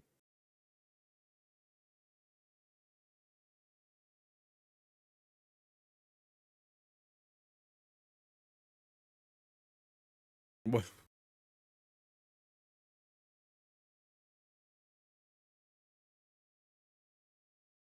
Yeah, I am kind of tired of Notre Dame and their shenanigans right now.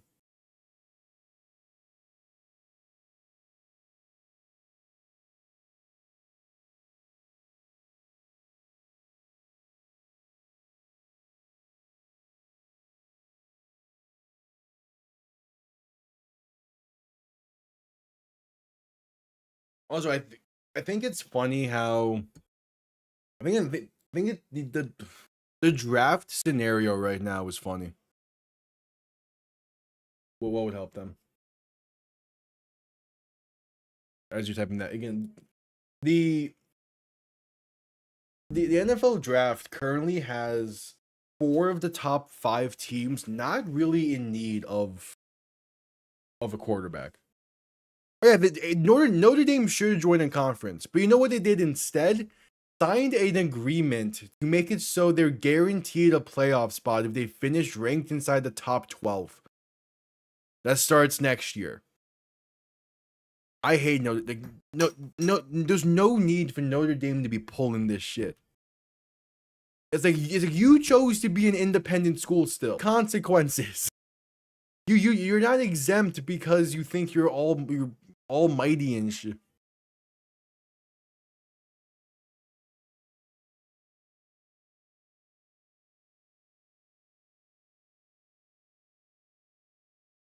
Oh, Geno Smith is questionable with a right hand injury.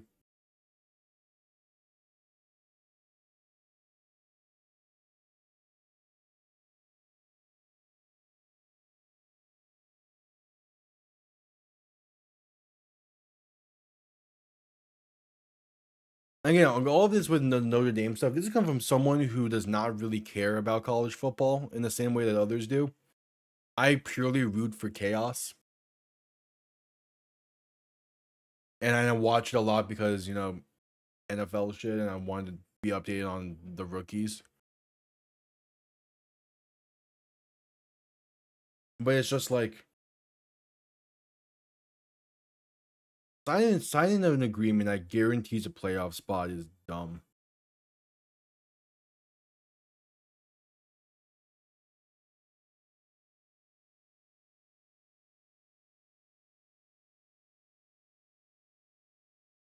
All right, so this is from the press conferences earlier. McDaniel said Devon Achane was available to return in an emergency, chose not to put him back in due to just the stake of the game. Availability for next week, he'll be in there if he's ready. So it seems like that Achane is hopefully good to go for next week. I like the idea. I do find it a lot of sense that, Achane not playing in the second half was precautionary. Yeah, I don't know, Notre Dame's weird.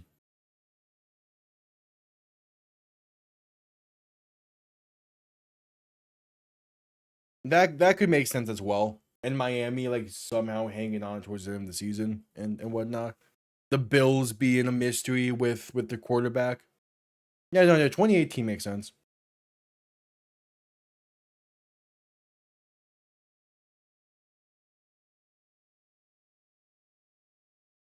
Yeah. That 2017-18 season was magical. Because I'm pretty sure that was also the year where the Miami Miracle happened, and that was a great play.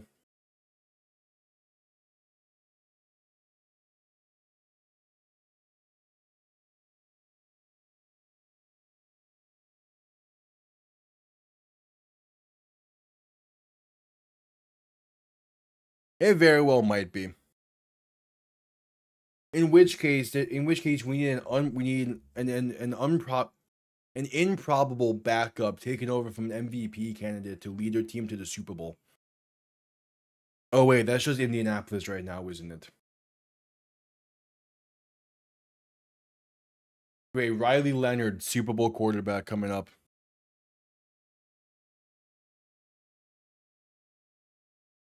Although the Colts and that year's Eagles teams are very different teams.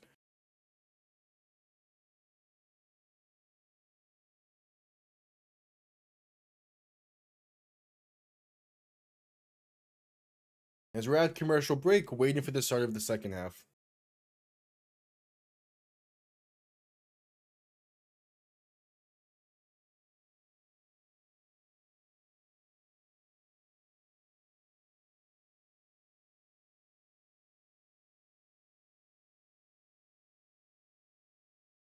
At commercial break.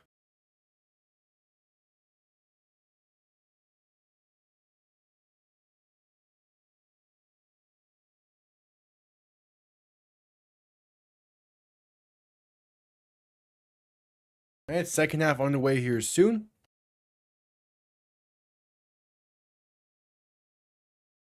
If Indy wins it all with Riley Leonard behind center, this NFL season was drunk and needs to be forgotten. I doubt we see a different quarterback go down because you look around the league at teams that would be like similar to that year's Eagles team.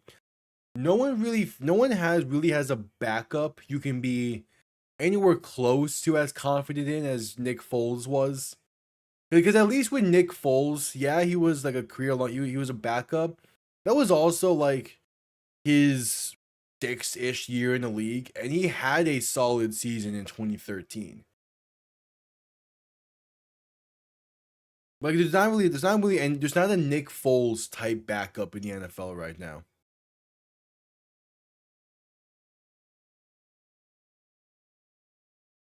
If Indy even makes the Super Bowl, with Riley Leonard leading the way, that would be funny. The Bears have 23 passing yards after a half a play. Damn you, Chicago. All right, the Packers set to receive the second half kick.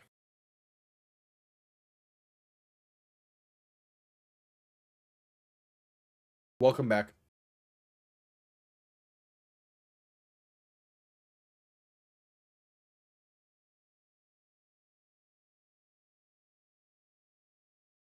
Welcome back.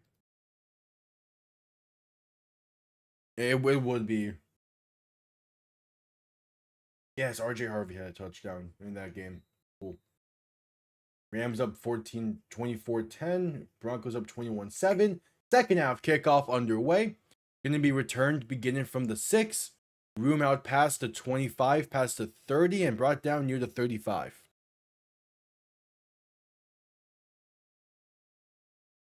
Yeah, he had a really solid game against the Commanders earlier. Again, there's no need to give up on McCarthy just yet. We've discussed this. But you definitely need to have, like, you definitely need to be prepared for something going forward. Also, the defense of Minnesota, giving up 11 for 24 completion and 99 yards is a crazy good stat line. Love under center, back behind him, 2 receiving options to each side. Man in motion, left to right. Love going to play action and look to throw. Has some time, rolling to his right to buy more. Pass right side going to be incomplete, a throwaway. Yeah, have him compete, but don't just give him don't just gift him the starting role next year. I think it's you let him compete in a compete type of way. We're like, he's your, everyone knows he's a starter, but you never actually say he's a starter until after the preseason. 2nd and 10, Love in shotgun, back to his right, 2 receiving options to each side. They give to Josh Jacobs, left side, gonna lose about a yard. 3rd and 11 coming up.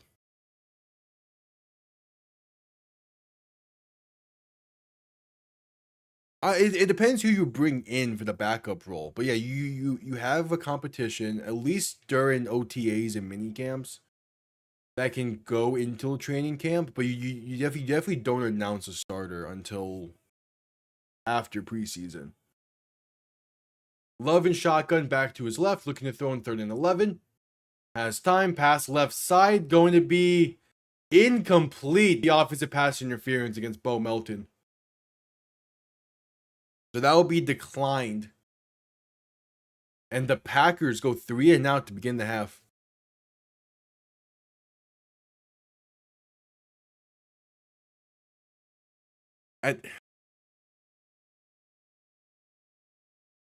That's too similar of a situation to what the Colts are dealing with right now with Daniel Jones and Anthony Richardson. And I'm not a fan of that kind of handling it that way. If offensive pass interference was the penalty, that would be declined. Packers go 3 and out.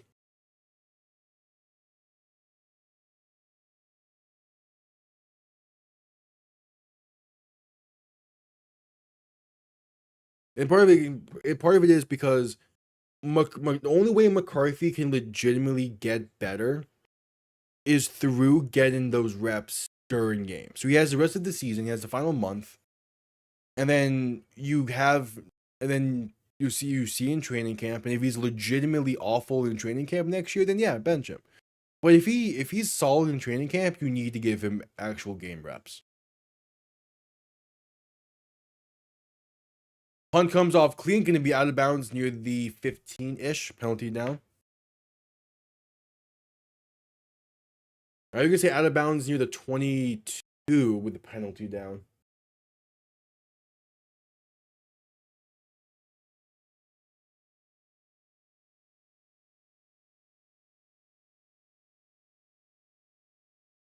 Holding against the Packers is the call prior to the kick. And they're going to have them repunt. 4th and 21 coming up.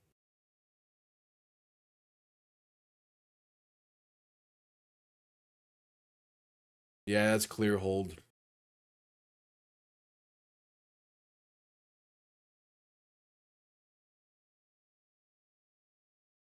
At 4th and 21.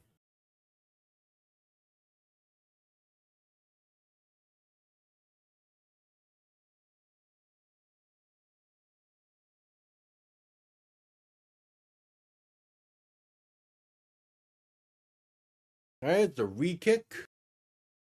Punt comes off clean. And it's going to be out of bounds near the 35. So yeah, the Bears gained about 15 yards due to the re-kick. And we head to commercial break. Good stick from New York to deny Florida there.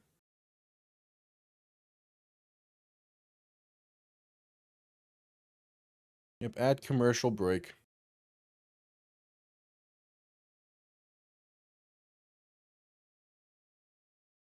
Who's in that Tarasov in that? Oh yeah. I have not been keeping up with college basketball at all. Like I've watched I watched the battle for Atlantis last week or 2 weeks ago, whatever it was. And I've been watching like a game or so here or there, but I'm not keeping up with it.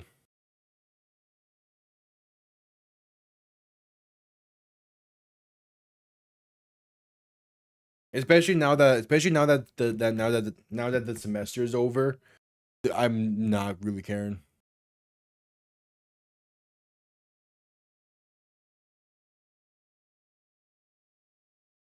I'm still at commercial break.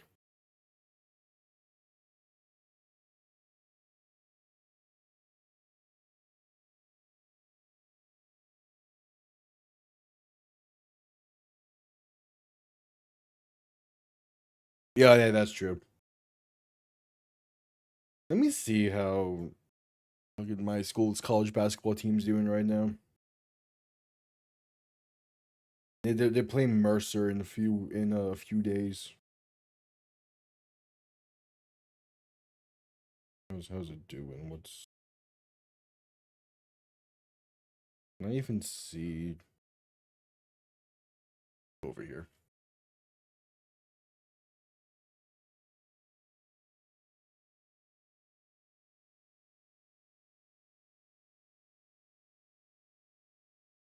I think it depends on what happens tonight with the Texans and Chiefs. Which outcome tonight would you think would be better for scripted?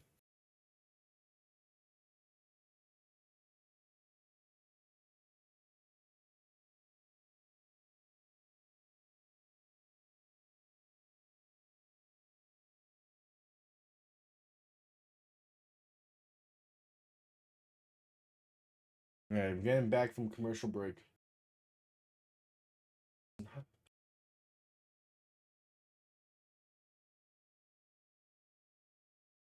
Oh, they're 7-1. Hell yeah.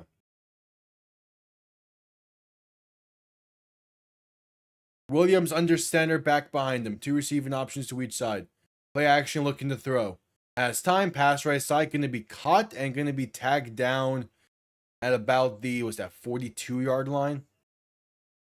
That's Olamide Zacchaeus on the reception.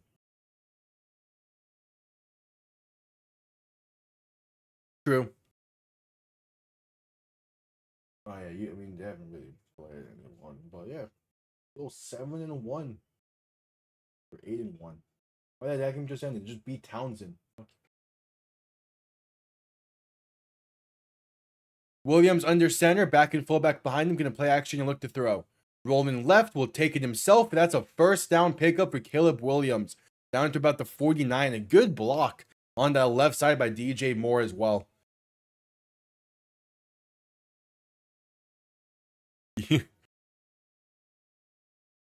No. They're staying in Houston's house for a long time.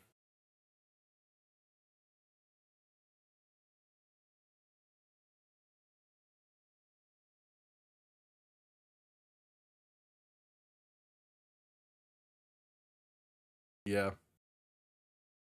Williams under center, back and fullback behind him. Play action looking to throw.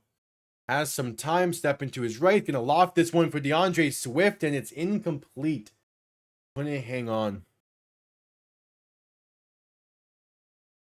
It might, but at the same time, I mean, it would be kind of funny if it doesn't. Yeah, New England plays next week. They're on their bye week this week.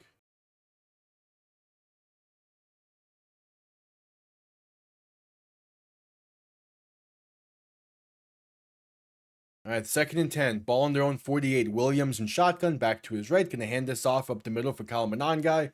And that's going to be a gain. Oh, breaking off a few. Going to initially seem like it's only going to be a gain of 2. That's a gain of about 5. Yeah, this is the last week for bye weeks. There's 4 teams on a bye this week. After this, it's everyone playing.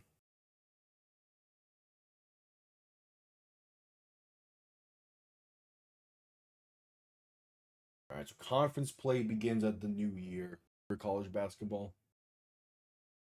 Gonna be interesting. Williams in shotgun, back to his left. 3 receivers to the right. Play clock winding down. Ball on the plus 47. Williams looking to throw. Pass over the middle, caught by Loveland. Has space past the 40 and down to about the 37. Bears are moving well on their opening drive of the half.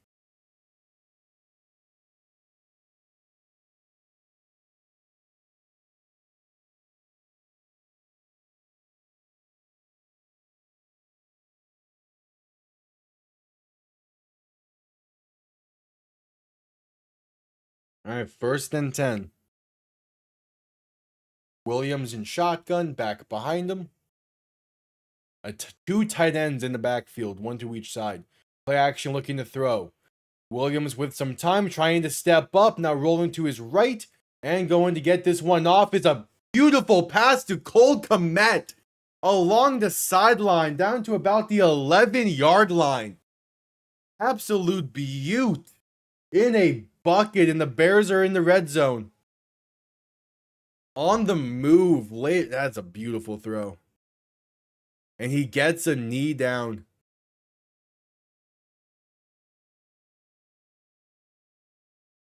Williams began that play by running into DeAndre Swift. And he ended it by a beautifully thrown ball. And now under center, back behind him, 3 receiving options to the right. 1st and 10 from the 11. Play clock winding down. Get the snap off in time, and they give to DeAndre Swift.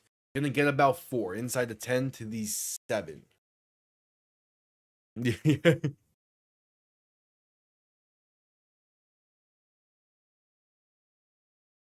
That's a great throw. They're showing a replay again of it. That's a great throw from Caleb Williams.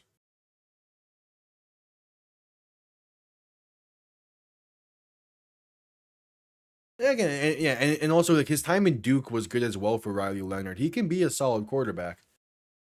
I'm just, not quite sure how it's going to pan out because, was he undrafted or a 7th round pick? And those don't always pan out the greatest.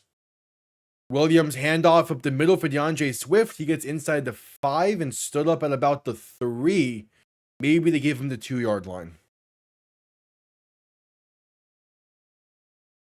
If 4 teams have been eliminated from the playoffs after the games in the 1 o'clock window. Jets, Browns, Falcons, and Commanders. Damn, the Commanders went from the NFC Championship to being eliminated with a month to play. Crazy. 3rd and 1. Ball on the 2.5-yard line. Williams under center, back behind him. 2 receiving options to each side. The handoff up the middle for DeAndre Swift is going to get enough for the first. Did he get in? They're saying no. 1st and goal coming up. Their defense stepped up to begin the half, and now their offense is finding a rhythm at the right time. They're still very much in this. Go and hurry up. Williams under center, back behind him. 2 receiving options to each side. Play action looking to throw. Rolling right. Passing right. And it's caught. What a throw and what a catch. Olamide Zaccheaus on for the score. The Bears find the end zone and cut this one to 5. Sidearm throw puts that on the money. What? It goes through the hands of Keyshawn Nixon and directly into the hands of Zaccheaus. That's an insane throw.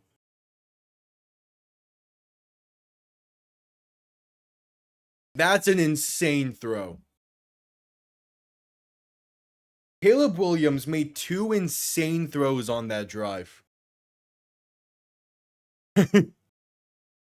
I'll get it at some point. Zaccheaus? Zaccheaus. Williams in shotgun, handoff up the middle for Kalamananga. Gonna be pushed in for the 2-point conversion. Makes it a 3-point game. All right. I mentioned this in the stream previously, that I want to start getting a pronunciation Excel sheet going.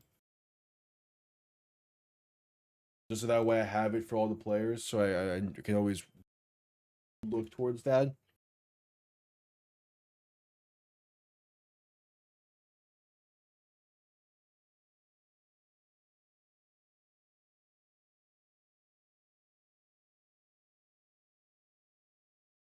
We're gonna start it right here.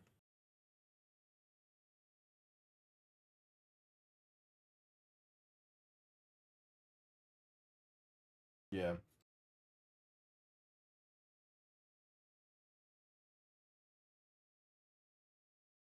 It's gonna take a hot minute for that to get fully set up how I wanted it to. Or how I wanted to. Oh yeah, I'm fine with Excel sheets as well. It's just, with school and everything, timing isn't always there. And also with the setup I have up north, it doesn't translate well with how I would want it. But it's fun.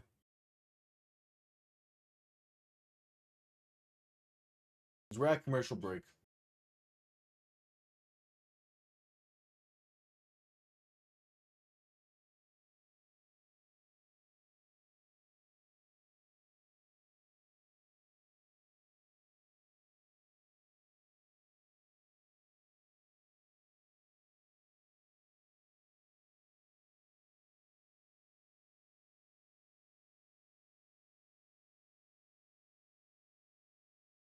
Good. We're at commercial break.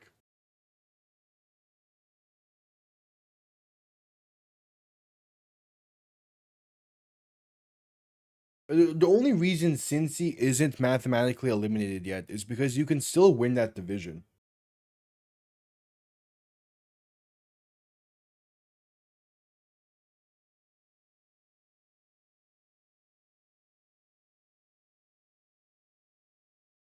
Yeah, still at commercial break.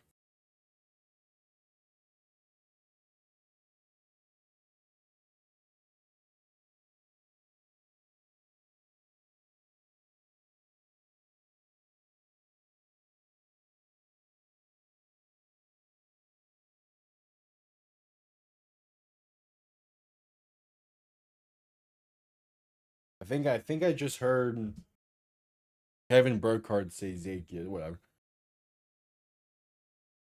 I know there was a whole thing a few weeks ago about Mariota's last name.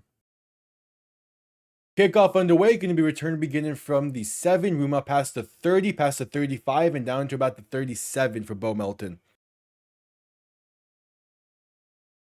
I mean, that's very possible. But Baltimore has not been looking good the past few weeks. You could definitely beat them again.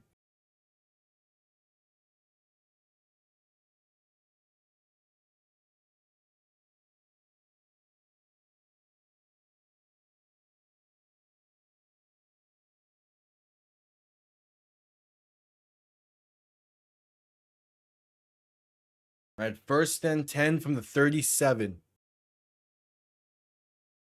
From the 37 for the Packers. Love under center, back behind him, 2 receiving options to each side. Man in motion left to right. Gonna hand this off for Jaden Reed right side. Has space past the 45, past the midfield, and down to the 49. before getting forced out of bounds. Jaden Reed. He came back and has made an instant impact. And it makes so much sense. Yep, I picked the Packers for this one.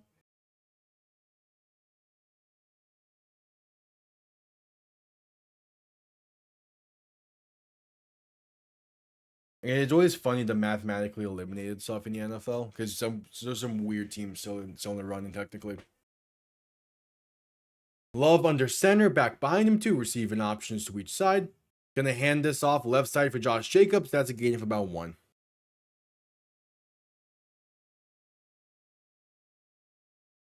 Yeah.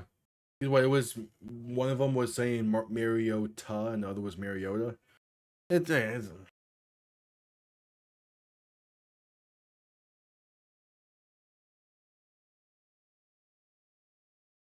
end of the day, it gets the point across and who the player is. Love under center, back behind him too, receiving options to each side.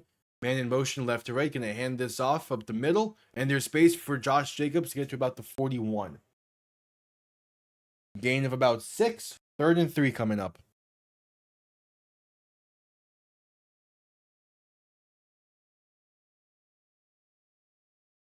$6:35 to play in the 3rd quarter. And the clock continues to roll. Love in shotgun, back to his left. 3 receivers to the right. 3rd and 3. Love, play action, pass over the middle, caught by Watson, has space. Pass to 20, to 15, to 10, to 5. Christian Watson. Touchdown Packers. They extend this lead right back to 2 scores.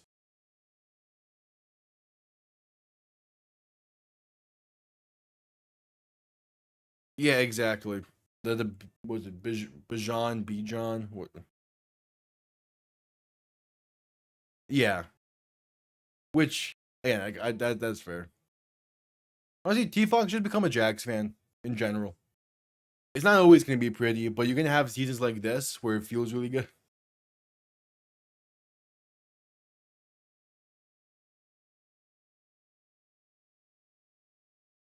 The extra point is up, and it is good.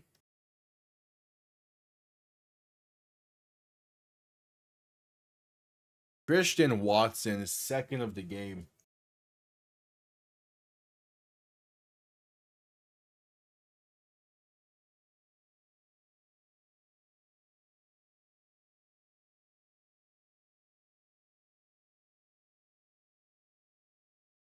Oh, the Islanders are on a power play now?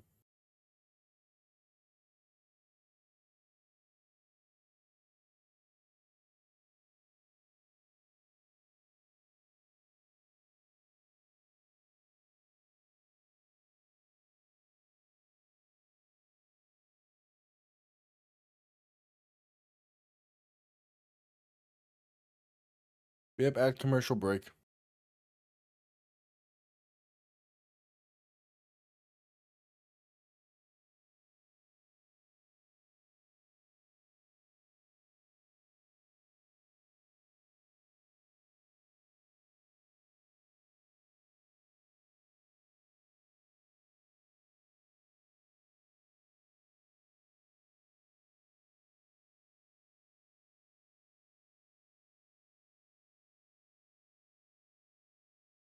At commercial break.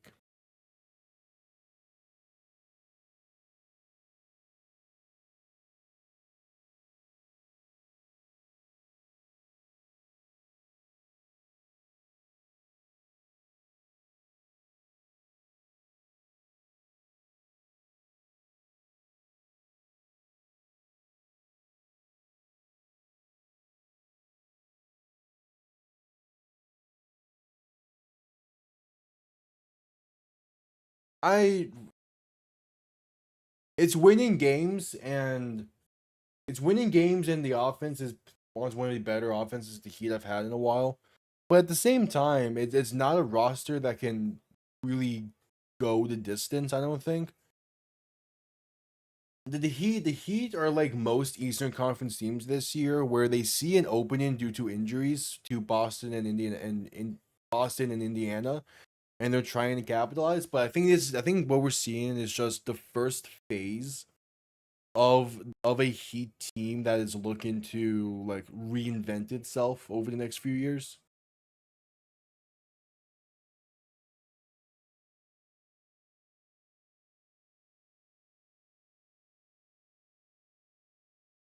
Again, it's working. They've been a solid team. Just coming back from commercial break, kickoff underway. And this is going to be out of bounds. So the Bears will start from the 40. Really good starting field position here. We'll see how the Bears offense do on this drive. I want to say they're falling apart just yet, though. You can't really fall apart if you were never assembled in this game to begin with.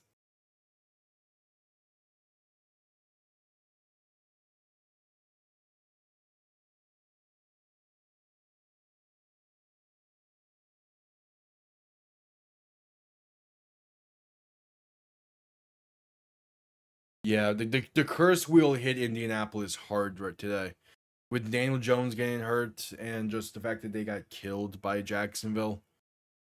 I mean, like, the Daniel Jones in the offseason, his market was already not going to be too big, it just got even smaller.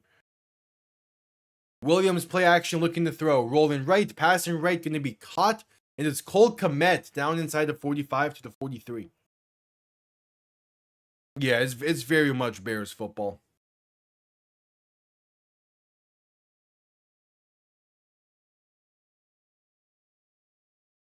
Like I think now it's a basically guarantee for Daniel Jones to return to Indianapolis. Because he'll be ready right by the start of next season. Williams looking to throw in 1st and 10, pass left side, caught by Kyle Monangai, and going to be brought down right near the line of scrimmage.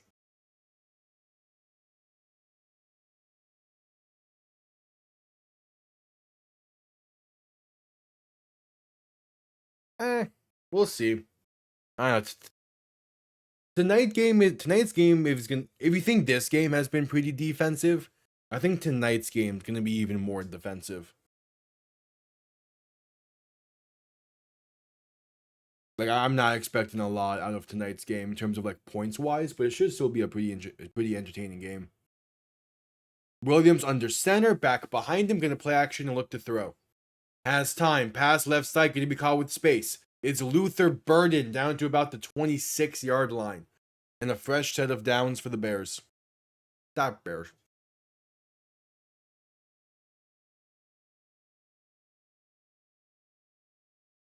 Yep, 1st and 10.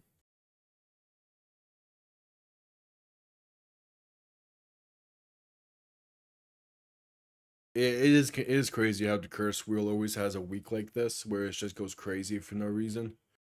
Williams under center, back behind him, 3 receiving options to the right. Ball on the plus 26-yard line. Going to end around this one left side for Luther Burden. Trying to cut up field and going to get about 2 or 3. 4 minutes to play in the 3rd quarter.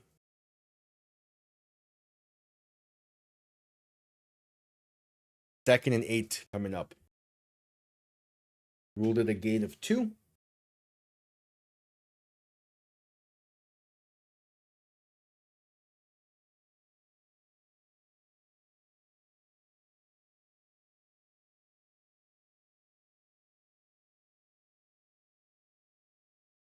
All right, Williams in shotgun, back to his left. Quick throw right side, going to be incomplete. Trying to screen to DJ Moore, and that got blown up instantly. A nice hit late there as well by Keyshawn Nixon. Makes it 3rd and 8.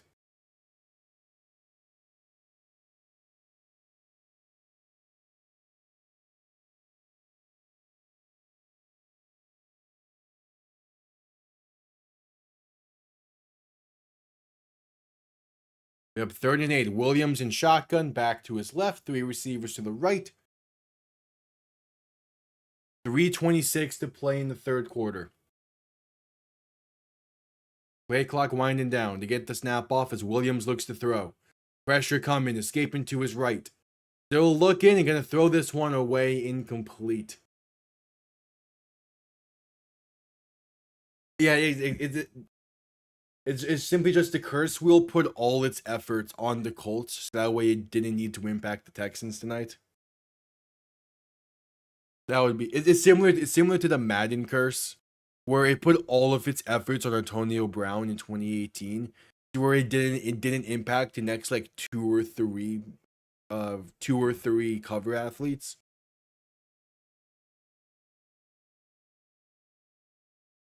All right, Santos on for the field goal try, 41-yard kick from the left hash. It is up, and it is good. 7-point game with 3:15 to play in the third.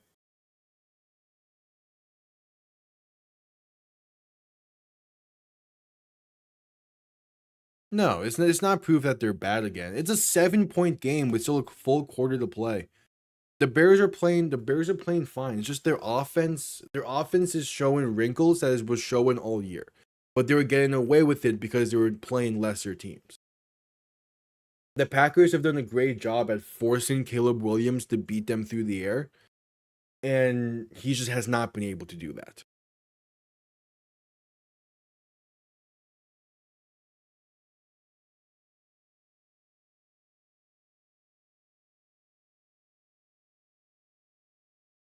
Yeah.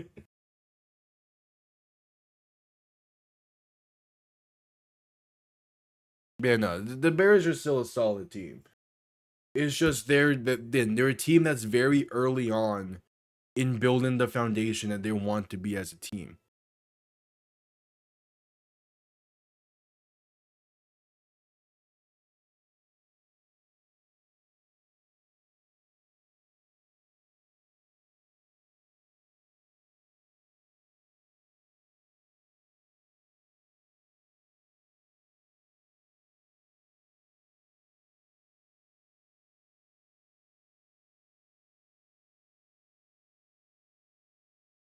Yeah, the Bucks lost. They gave up 2 touchdowns to Tyler Shuck on the ground. Yeah, no, that's funny. That is a crazy thing to have as a profile picture on any site. Oh man. Yeah, back commercial break.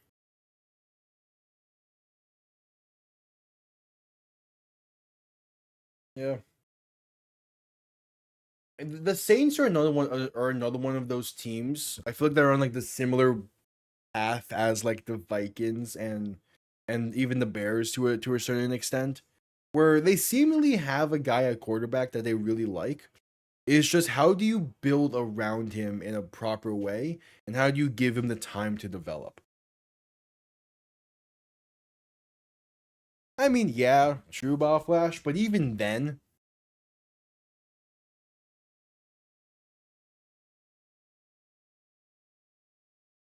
also Broncos up 24-7 over the Raiders, Rams up 31-10 over the Cardinals. Yeah, the Rams are just fine, by that game being relatively close early. Kickoff underway, going to be returned beginning from the 1-yard line. Room up past the 20-25, brought down to the 22. Bears want to play. Who would be the potential matchups for that? Let's just say so it's 6. Yeah, they would be playing Philly or Tampa most likely. Yeah, I think they can win a playoff game. Now from there is where things get a little bit hairy, but yeah, they could definitely win a playoff game.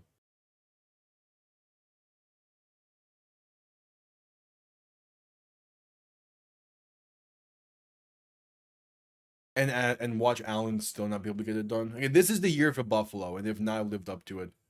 Quick pass right side for Jordan Love, going to be caught by Josh Jacobs, and he gets brought down right at the line of scrimmage. Like I don't think Buffalo is at a spot as a team right now that can really compete, which is weird.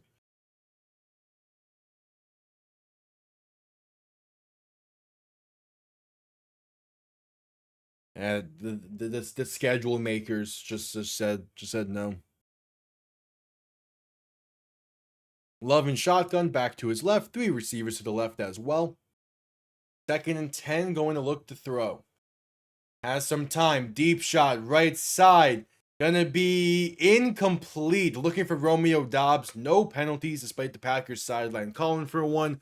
3rd and 10 coming up.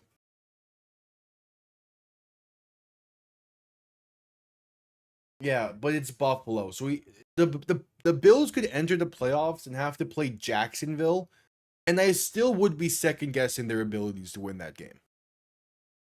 Because the Bills just have not shown consistency enough in the playoffs yet. This is the year for them with just the path they'll have. But knowing them, they're still going to find a way. We definitely could have. Love and shotgun, looking to throw in 3rd and 10. Dump off left side, caught by Chris Brooks. Gets past the 30 and brought down near the 33. Not going to be enough for a first. The Packers go 3 and out. And the Bears have a chance. Bears have a chance to tie the game. Yeah, we definitely could be seeing new superstar QBs emerge. Now, who those are? That's a different question. I mean, you probably throw Drake May in there. You probably throw Bo Nix in there, technically. From there, I'm not sure. Yeah, this is the final season for Highmark Stadium. Or the old Highmark. And they're not even gonna get a home playoff game. Punt comes off clean, going to bounce and be downed at about the 17-yard line. I wouldn't say Shedeur just yet. Let's see how Shedeur plays next year. I don't think New England gets a Super Bowl record this year. I don't think they get their 7th. Purely because they're still a young team. And I'm not sure how well they're going to be equipped for a playoff style of game. Now, again, getting home field is going to help with that. But I don't think they'll get their 7th.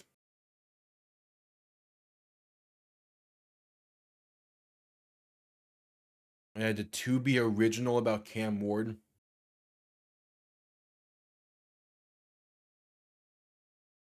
Yeah, that's been the case with all of his 3 starts so far. Is he looks fine? He looks fine, but you can tell he's a rookie and a 5th-round rookie at that. If the way I see how the Browns should go to treat this going forward is there's reports that Deshaun Watson might be the starter next year. Throw that man out the window. You run Dylan Gabriel and Shedeur Sanders into a QB competition in the offseason, and you just ride with whoever wins it, most likely Shedeur. See what you have in your 2 rookies you drafted this past year before even thinking about going quarterback. Yeah, the biggest thing is getting rid of the ball and making the safe play like that. That's something that could definitely be learned from him. And also it's just the fact that the Browns are in a very bad spot. Like when he's had a pocket to throw from, he has looked really good. He had that nice touchdown to Jerry Jeudy in that one. And the Browns as a whole, I mean, they're 1 and 2 with him as a starter, but really this past one more so on the defense not showing up. It's all around. I mean, the Browns have two rookie quarterbacks. You need to see what you have in both of them before you can get another, at least in this offseason.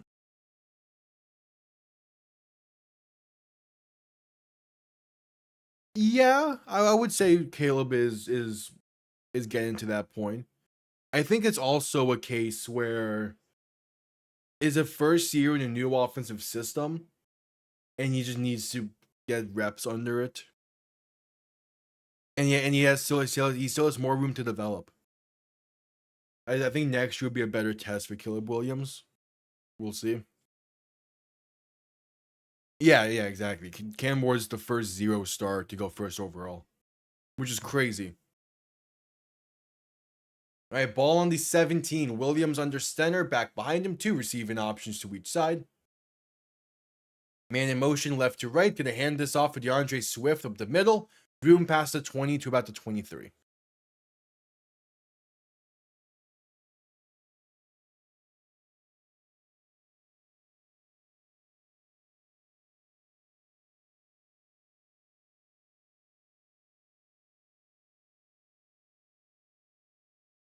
All right, 2nd and 4.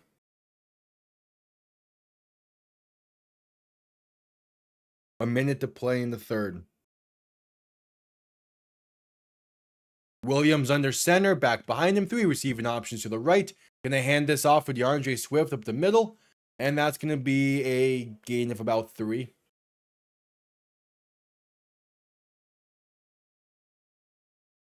One more play is needed before the end of the third quarter. It's a 3rd and 1.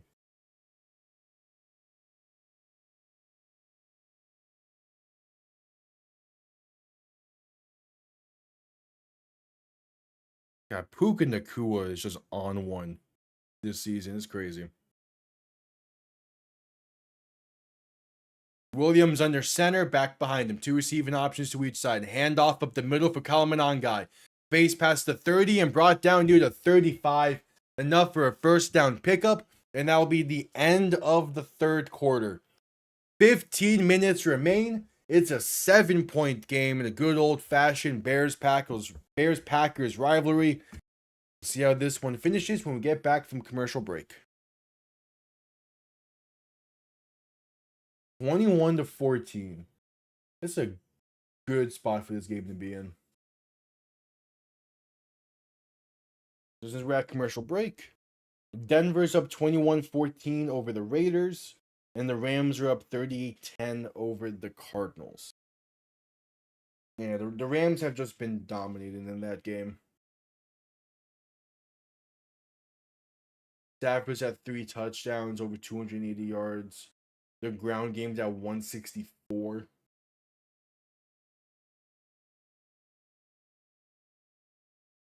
Defense has an interception. The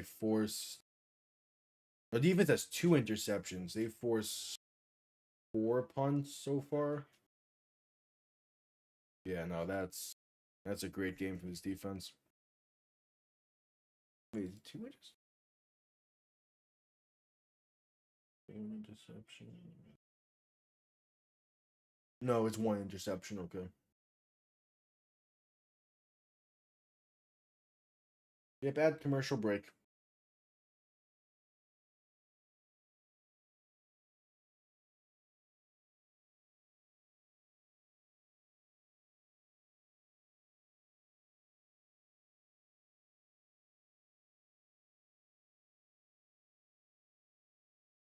At commercial break.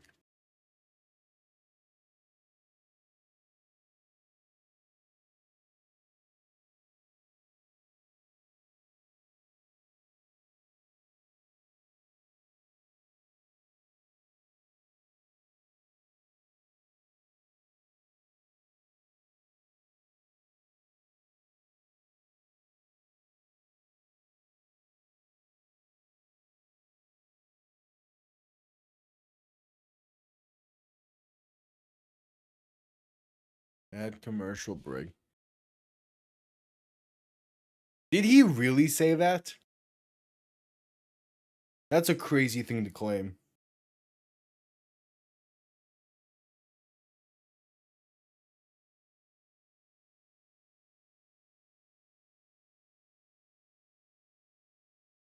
They really showed a clip. That's crazy.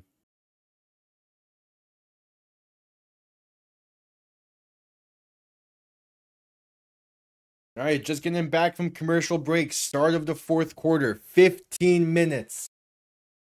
15 minutes for the NFC North. For the first spot in the NFC North. Williams and shotgun. Handoff up the middle for Kalamanangai. And that's a gain of 9 up to about the 44.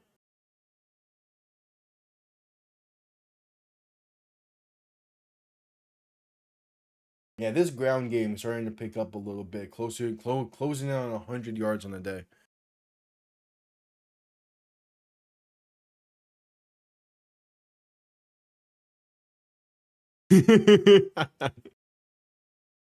I don't think he actually did, but I can see it.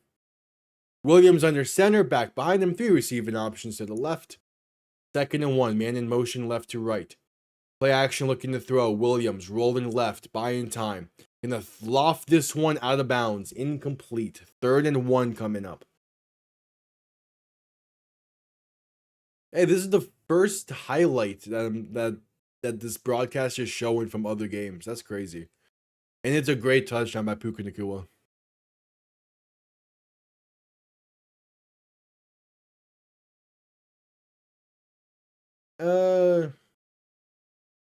They do have a bit of momentum. I'm not sure. Because the Packers have still been moving the ball relatively well. It's a tough one to say. Williams under center, back behind him. 3 receiving options to the right. Man in motion right to left. They hand this off up the middle in their space. Past midfield and stood up at the 49-yard line for DeAndre Swift. And they're moving pretty well. Their ground game has improved over the course of this game, which has been the key.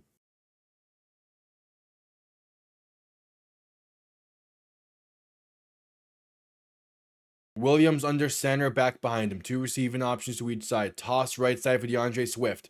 Has space past the 45 and stood up at the 43.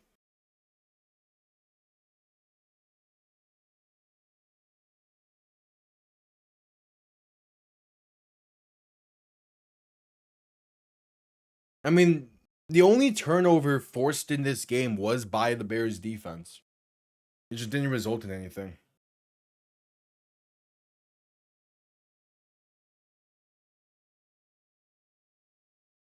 So 2nd and 3. Williams under center, back behind him, 3 receivers to the left.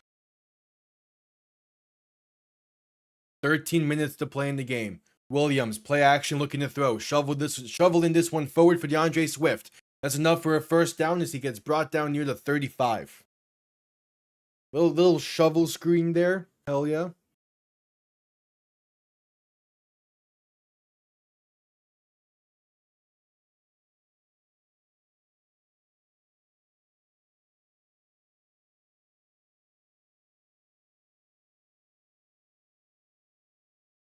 So 1st and 10.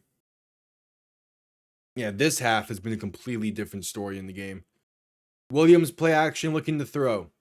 Has time, passed over the middle, caught by Colston Loveland. Going to be brought down near the 27. 2nd and 8, 2nd and 2 coming up.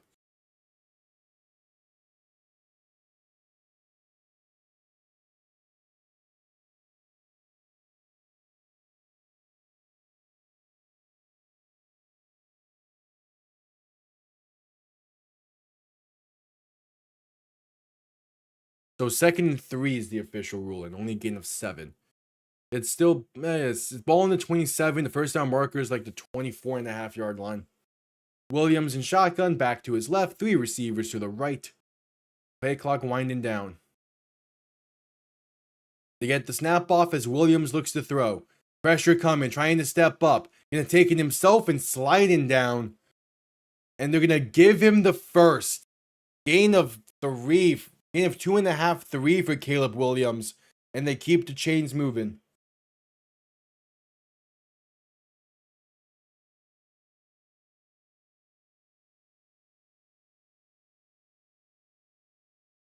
All right. 1st and 10.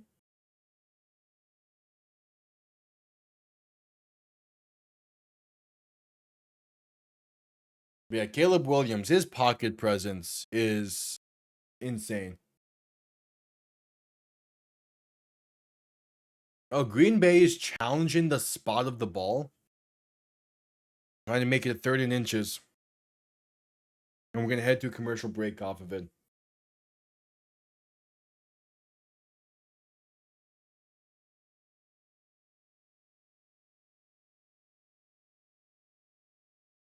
All right, that was a very quick review. Caleb Williams now ruled short.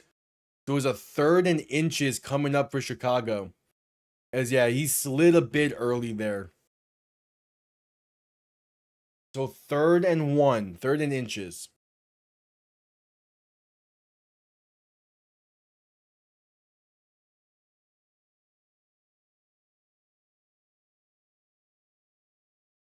All right, so the Packers win the challenge. They have a third challenge if they need. 11 minutes to play in the game. 3rd and inches for Chicago. Williams under center, back behind him. 2 receiving options to each side. Man in motion, right to left. Williams going to hand this off to DeAndre Swift. That's a first down and more. Inside the 20 and down to the 16. Yeah. Again, the Ravens offense has not been anything special in the past few weeks.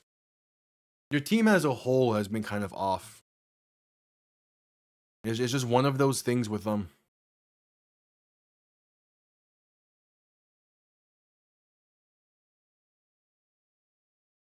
Yeah. Williams in shotgun, back to his left, 2 receiving options to each side. Williams going to play action and look to throw. Has time, rolling to his right to buy more. Still looking, trying to flip field, passing for the end zone is off the mark and incomplete. Basically a throwaway towards DJ Moore. He tried to plant and go back towards the left a bit and set his feet. Instead, he slipped a little bit, forced the throwaway. Micah Parsons was tailing him the entire time.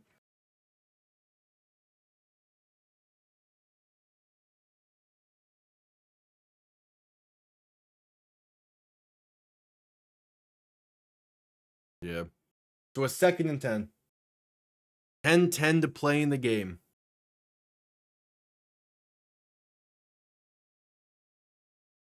Williams in shotgun, back to his left. 3 receiving options to the right. Play clock winding down. To get the snap off as Williams will keep it himself left side. Has a blocker in Cole Kmet, and they're going to gain about a yard, maybe 2.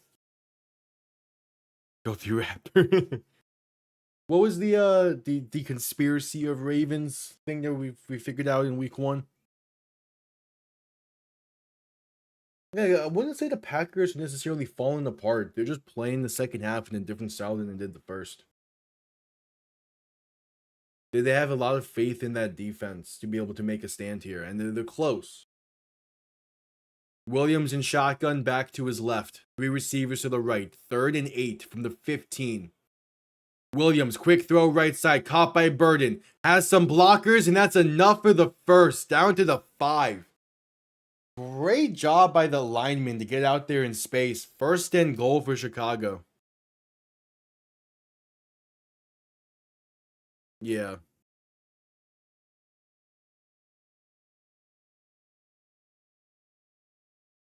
Hey, a bit. That's how you dial up a nice screenplay. Take notes, McDaniel.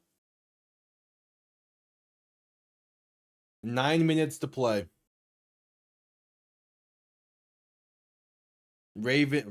Williams under center, back behind him. 2 receiving options to each side. Play action, looking to throw. Rolling right. Pressure coming and going to throw this one away, incomplete. 8:45 to play in the game. The Bears are killing so much time on this drive. This has been a 16-play drive spanning about 8 minutes. They're just killing time.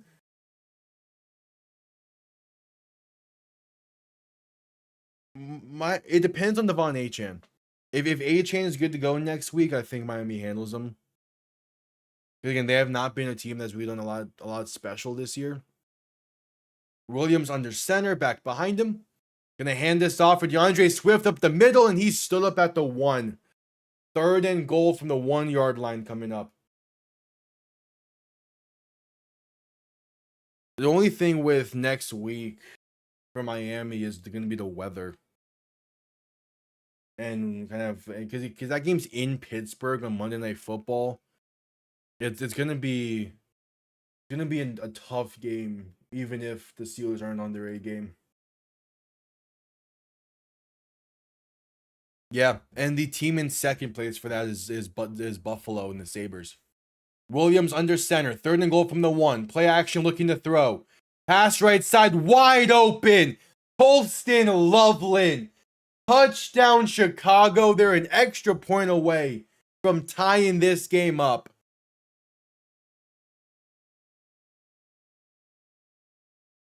Oh, Chicago.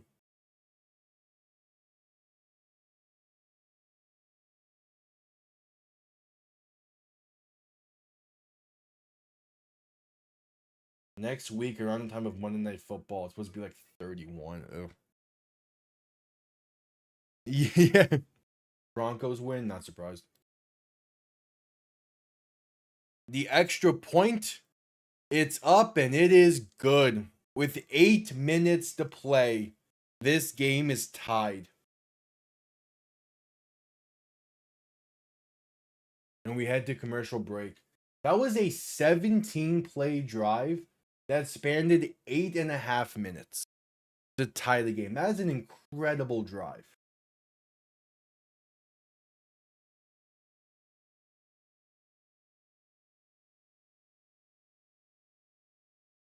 They're at commercial break.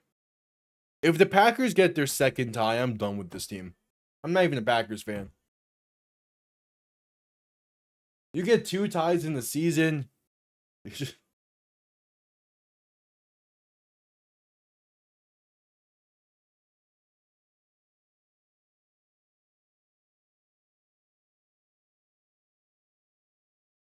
We add commercial break.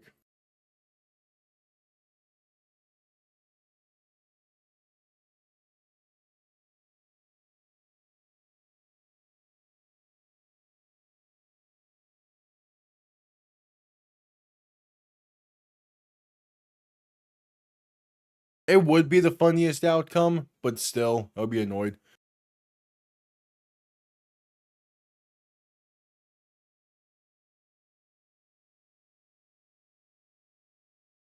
We have add commercial break.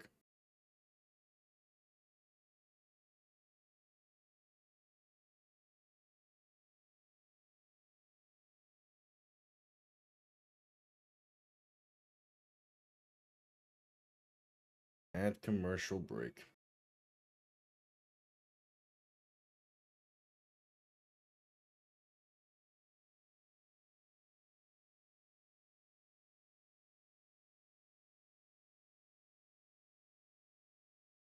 Eight minutes to play in this one.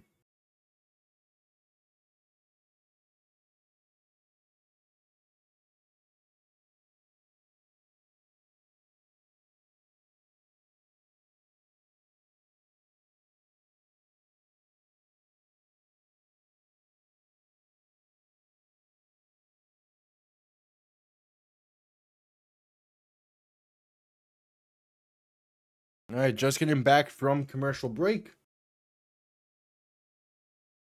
Let's see if this Packers offense can retake the lead.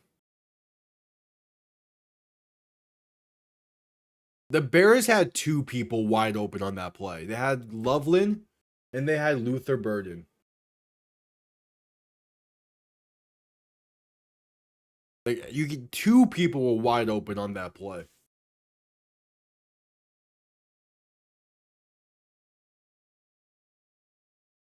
All right, 8 minutes. Kickoff underway.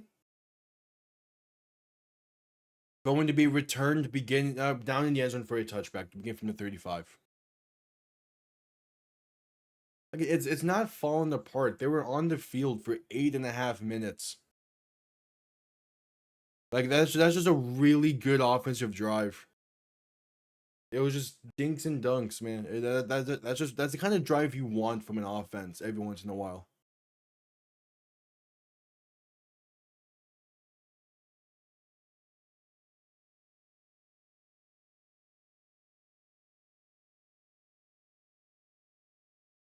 All right, Love under center, back behind them. 3 receiving options to the right. Man in motion, right to left. Making adjustments at the line. Love going to hand this off for Josh Jacobs. Has space past the 40 and fighting his way for about the 45, maybe 46. Gonna be enough for a first down. And the Bears have made the adjustments they needed to in the second half. This game is completely tale of 2 halves.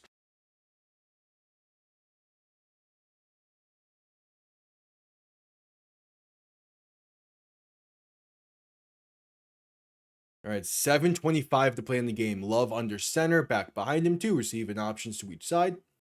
Ball on their own 46-yard line. Love, play action, looking to throw. Has time, pass right side, caught by Jayden Reed. Down to the 35. And a first down for Green Bay. Inside field goal range with 7 minutes to play. That's a great throw from Jordan Love. On the money against CJ Gardner-Johnson and Jayden Reed, man. You can tell that Jordan Love is so happy he is back.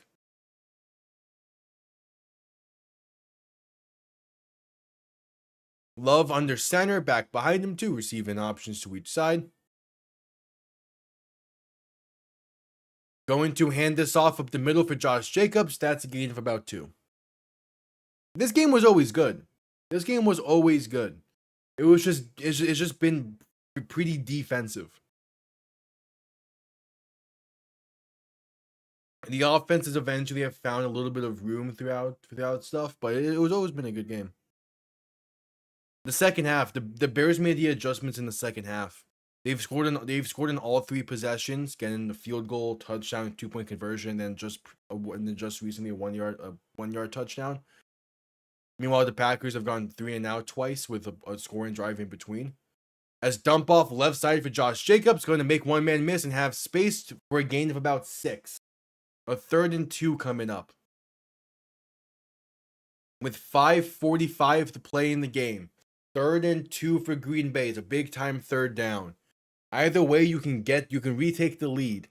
But you get the first down here, you put a lot more pressure on Chicago.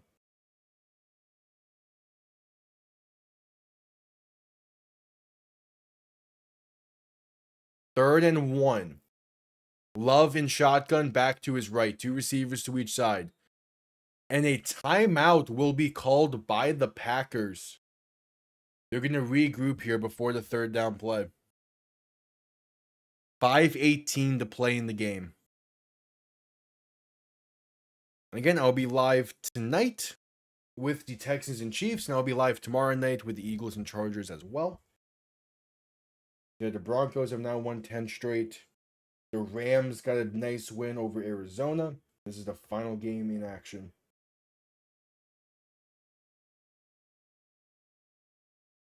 $5:20.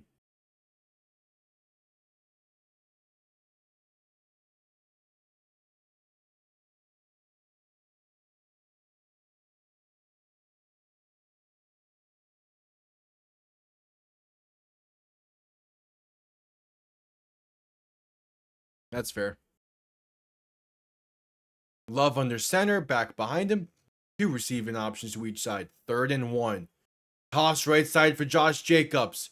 Trying to find space. There's a first down and more. Past the 15, the 10, and down to the 6.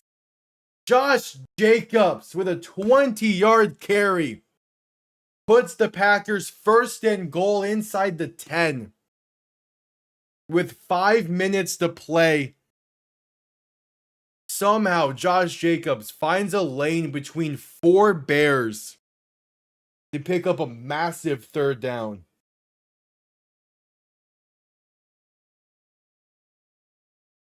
Love handoff left side for Emmanuel Wilson. Going to get inside the 5 and slipping down at the 4.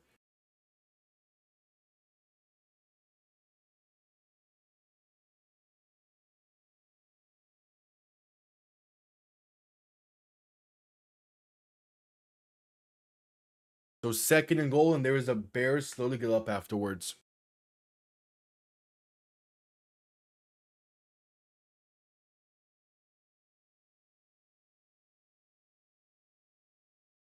And they do have a good defense. The defense has been playing well throughout this game. They had a kind of a lag. They've had the Bears' mistakes on defense have been really summed up in 3 plays. 2 of them is Jalen Johnson stepping up on underneath routes instead of protecting the back end stuff. And then Christian Watson just burned his man on the 3rd touchdown. But for the most part, the Bears defense has been playing well. They got him back into this game by forcing 2 3 and outs. And it kept the game close earlier on with the interception and other punts forced.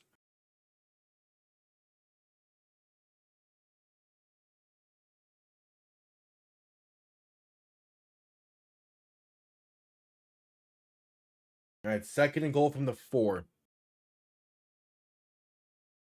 4.5 to play in the game.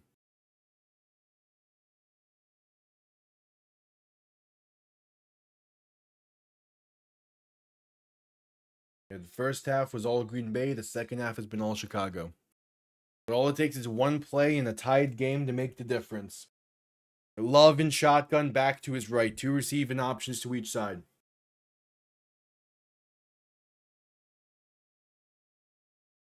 Love gonna hand this off up the middle. There's a penalty before the snap. The penalty called the play dead. The refs will discuss this.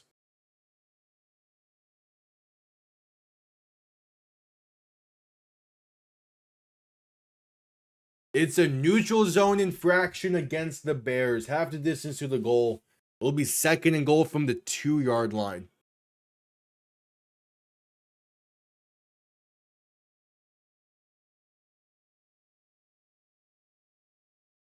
And yeah, a Bear defender on the shift that the defense does moved a little bit too far forward.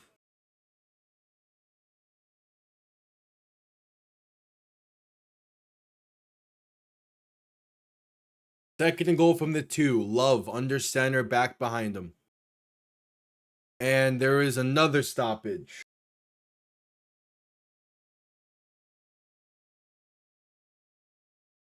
All right, they're adding 2 seconds back to the game clock.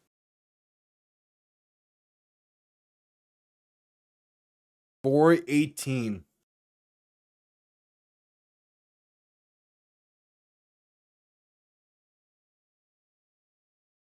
.418 to play. Love under center, back behind him. 3 receiving options to the right. Handoff up the middle and stood up at the line for no gain is Josh Jacobs. So 3rd and goal coming up. And they're still able to kill clock here. The Bears are not using their timeouts.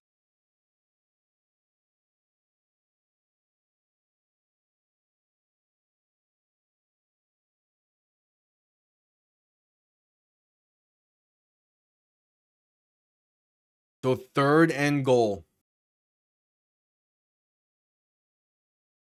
Love in shotgun back to his left. 3 receivers to the right. Love handoff up the middle for Josh Jacobs, and he gets in. Touchdown Green Bay with 3.5 to play in the game. They retake the lead, and now it comes down to the defense. Can this Packers defense make one stand in the second half of this game? For the NFC North, the offense did their job. Now it's down to the defense. It's moments like this why you made the trade for Micah Parsons.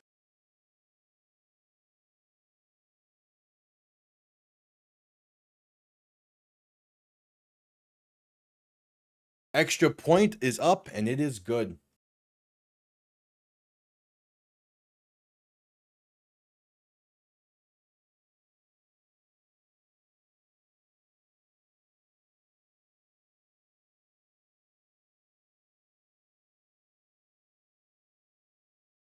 As we head to commercial break with 3:32 to play.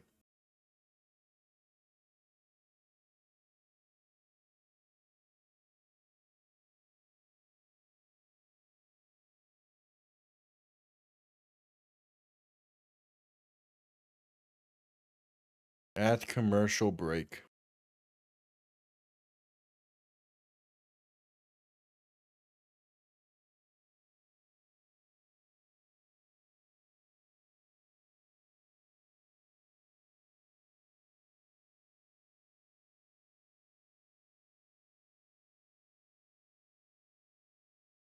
It's gonna come down to this Bears offense and the Packers defense. This is where This is where the Bears' ground game can make their biggest impact of the day so far. Which they've used their ground game really well over the course of this. It's at 130 yards for a reason. But if they can get their ground game seriously going, I mean, there's the argument they probably want Caleb Williams to be thrown a bit better, but it's a whatever thing.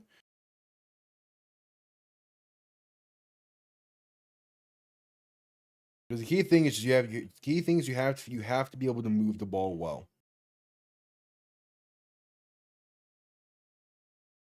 You have to be able to just kill some clock, move the ball well while doing so.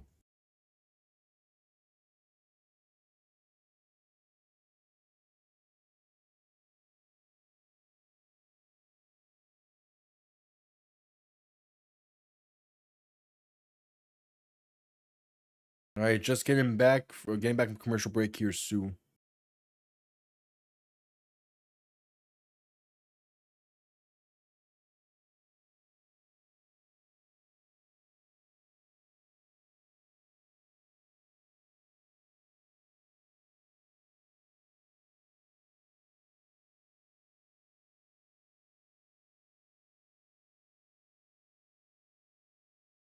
All right, at commercial break still.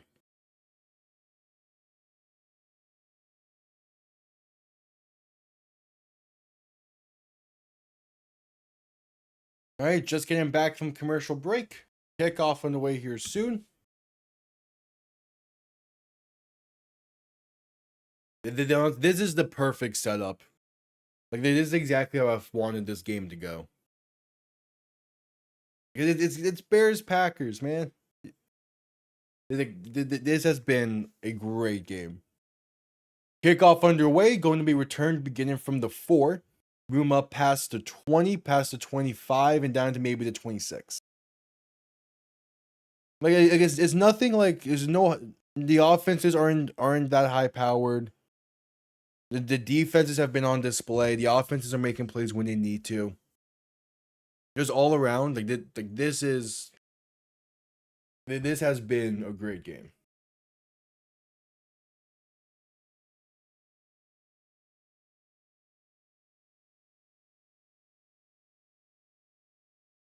Like, this has been a complete game.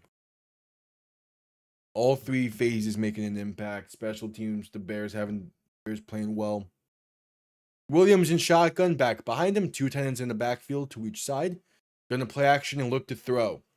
Williams with time, pass left side. A beautiful pass to Luther Burden, who gets past midfield and brought down near the 47.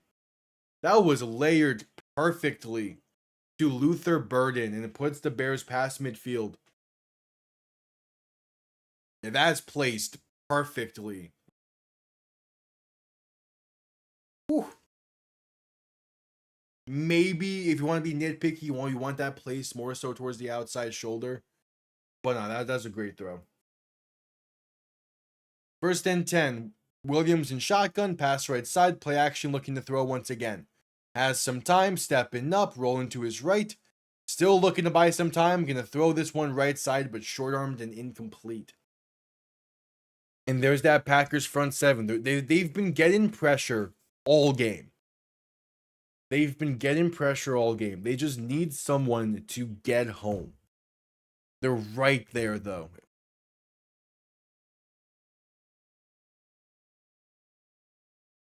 They're right there. They just need someone to get home.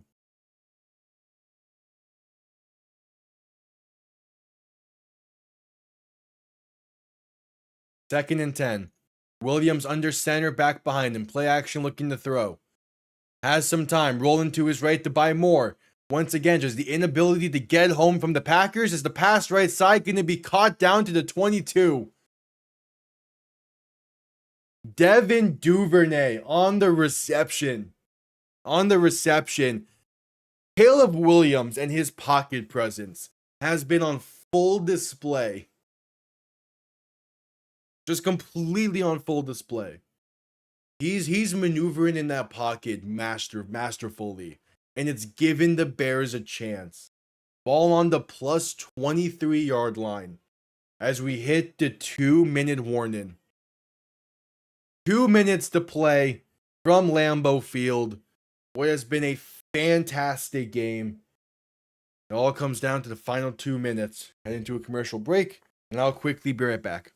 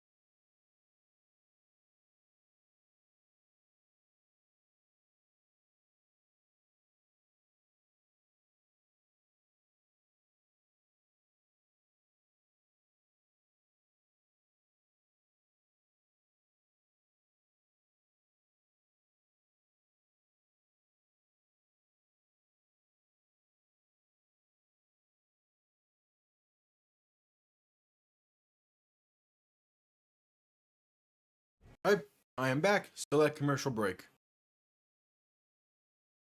It's 1st and 10 for Chicago from the plus 23.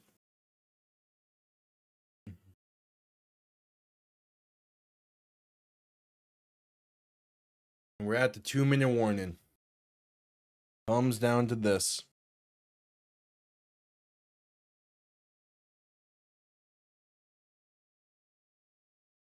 It comes down to this.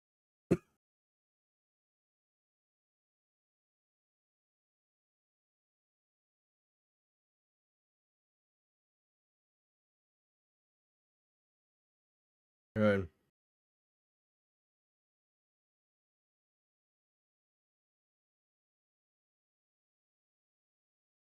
Still at commercial break.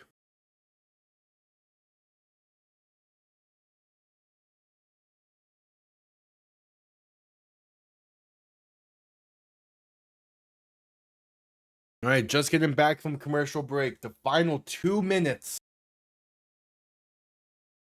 Bears need the end zone. Williams under center, back behind him.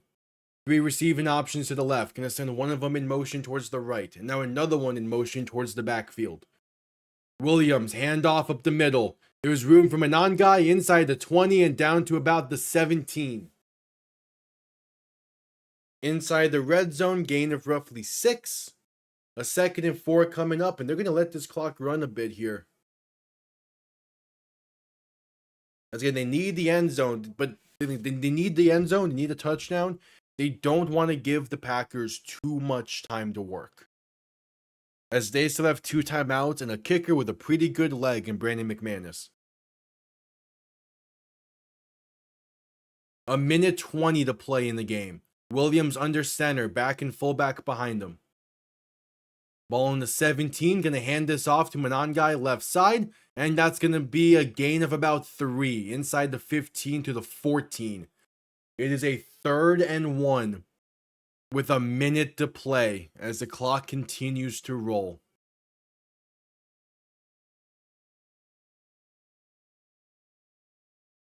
Yeah, they're letting this clock run. They have all 3 timeouts, so they can. But it's going to put a lot of pressure on your offense once you get to that 1st and goal scenario. Williams under center, back behind him. 2 receiving options to each side. Well, they're still in this clock run. Williams, handoff up the middle, and Monangai is short. I think he's barely short. And that's the other issue, is you don't pick up the 1st down there and have to call a timeout before the 4th down play. I mean, you're going to call a timeout anyway after that play. But now you only have 26 seconds to play before a big time 4th and 1. Pretty much game on the line here with how much time is remaining.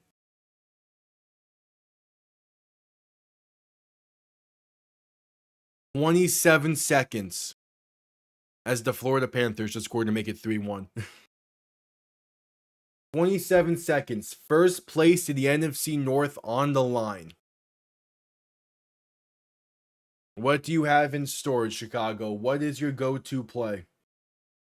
What's your gotta have it play?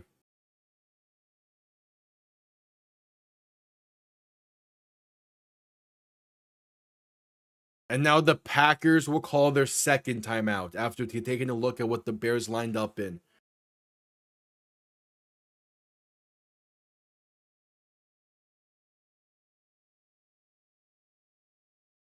Comes down to this.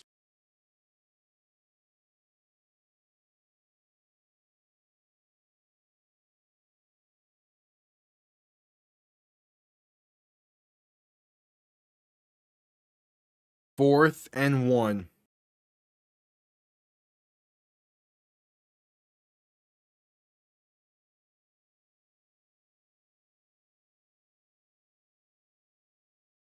Fourth and 1. Game comes down to this. Williams under center, back behind him. 3 receiving options to the left. Man in motion left to right. Williams, play action, rolling left, looking to throw.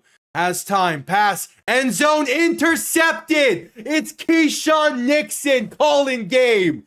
And the Packers, after a rough second half, pull away and hang on to become the leaders in the NFC North with a month to play.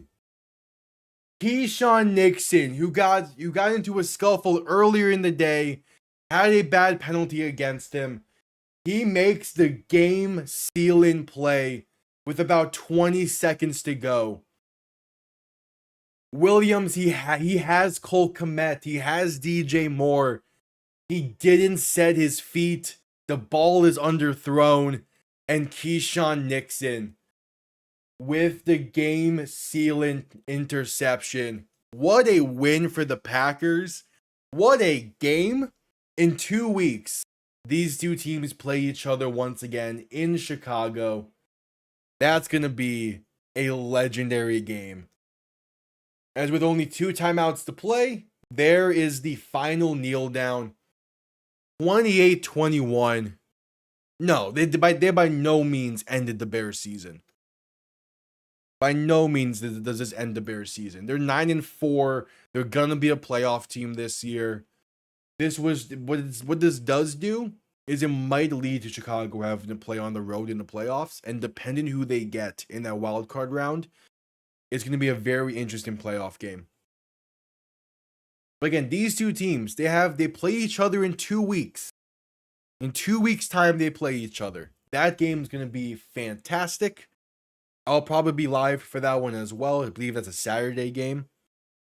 But that'll be it from this one. I'll be live in roughly an hour for the Texans and Chiefs Sunday Night Football. Hope to see you all there. Appreciate everyone tuning in. See you all next time. Have yourselves a damn good one. Peace.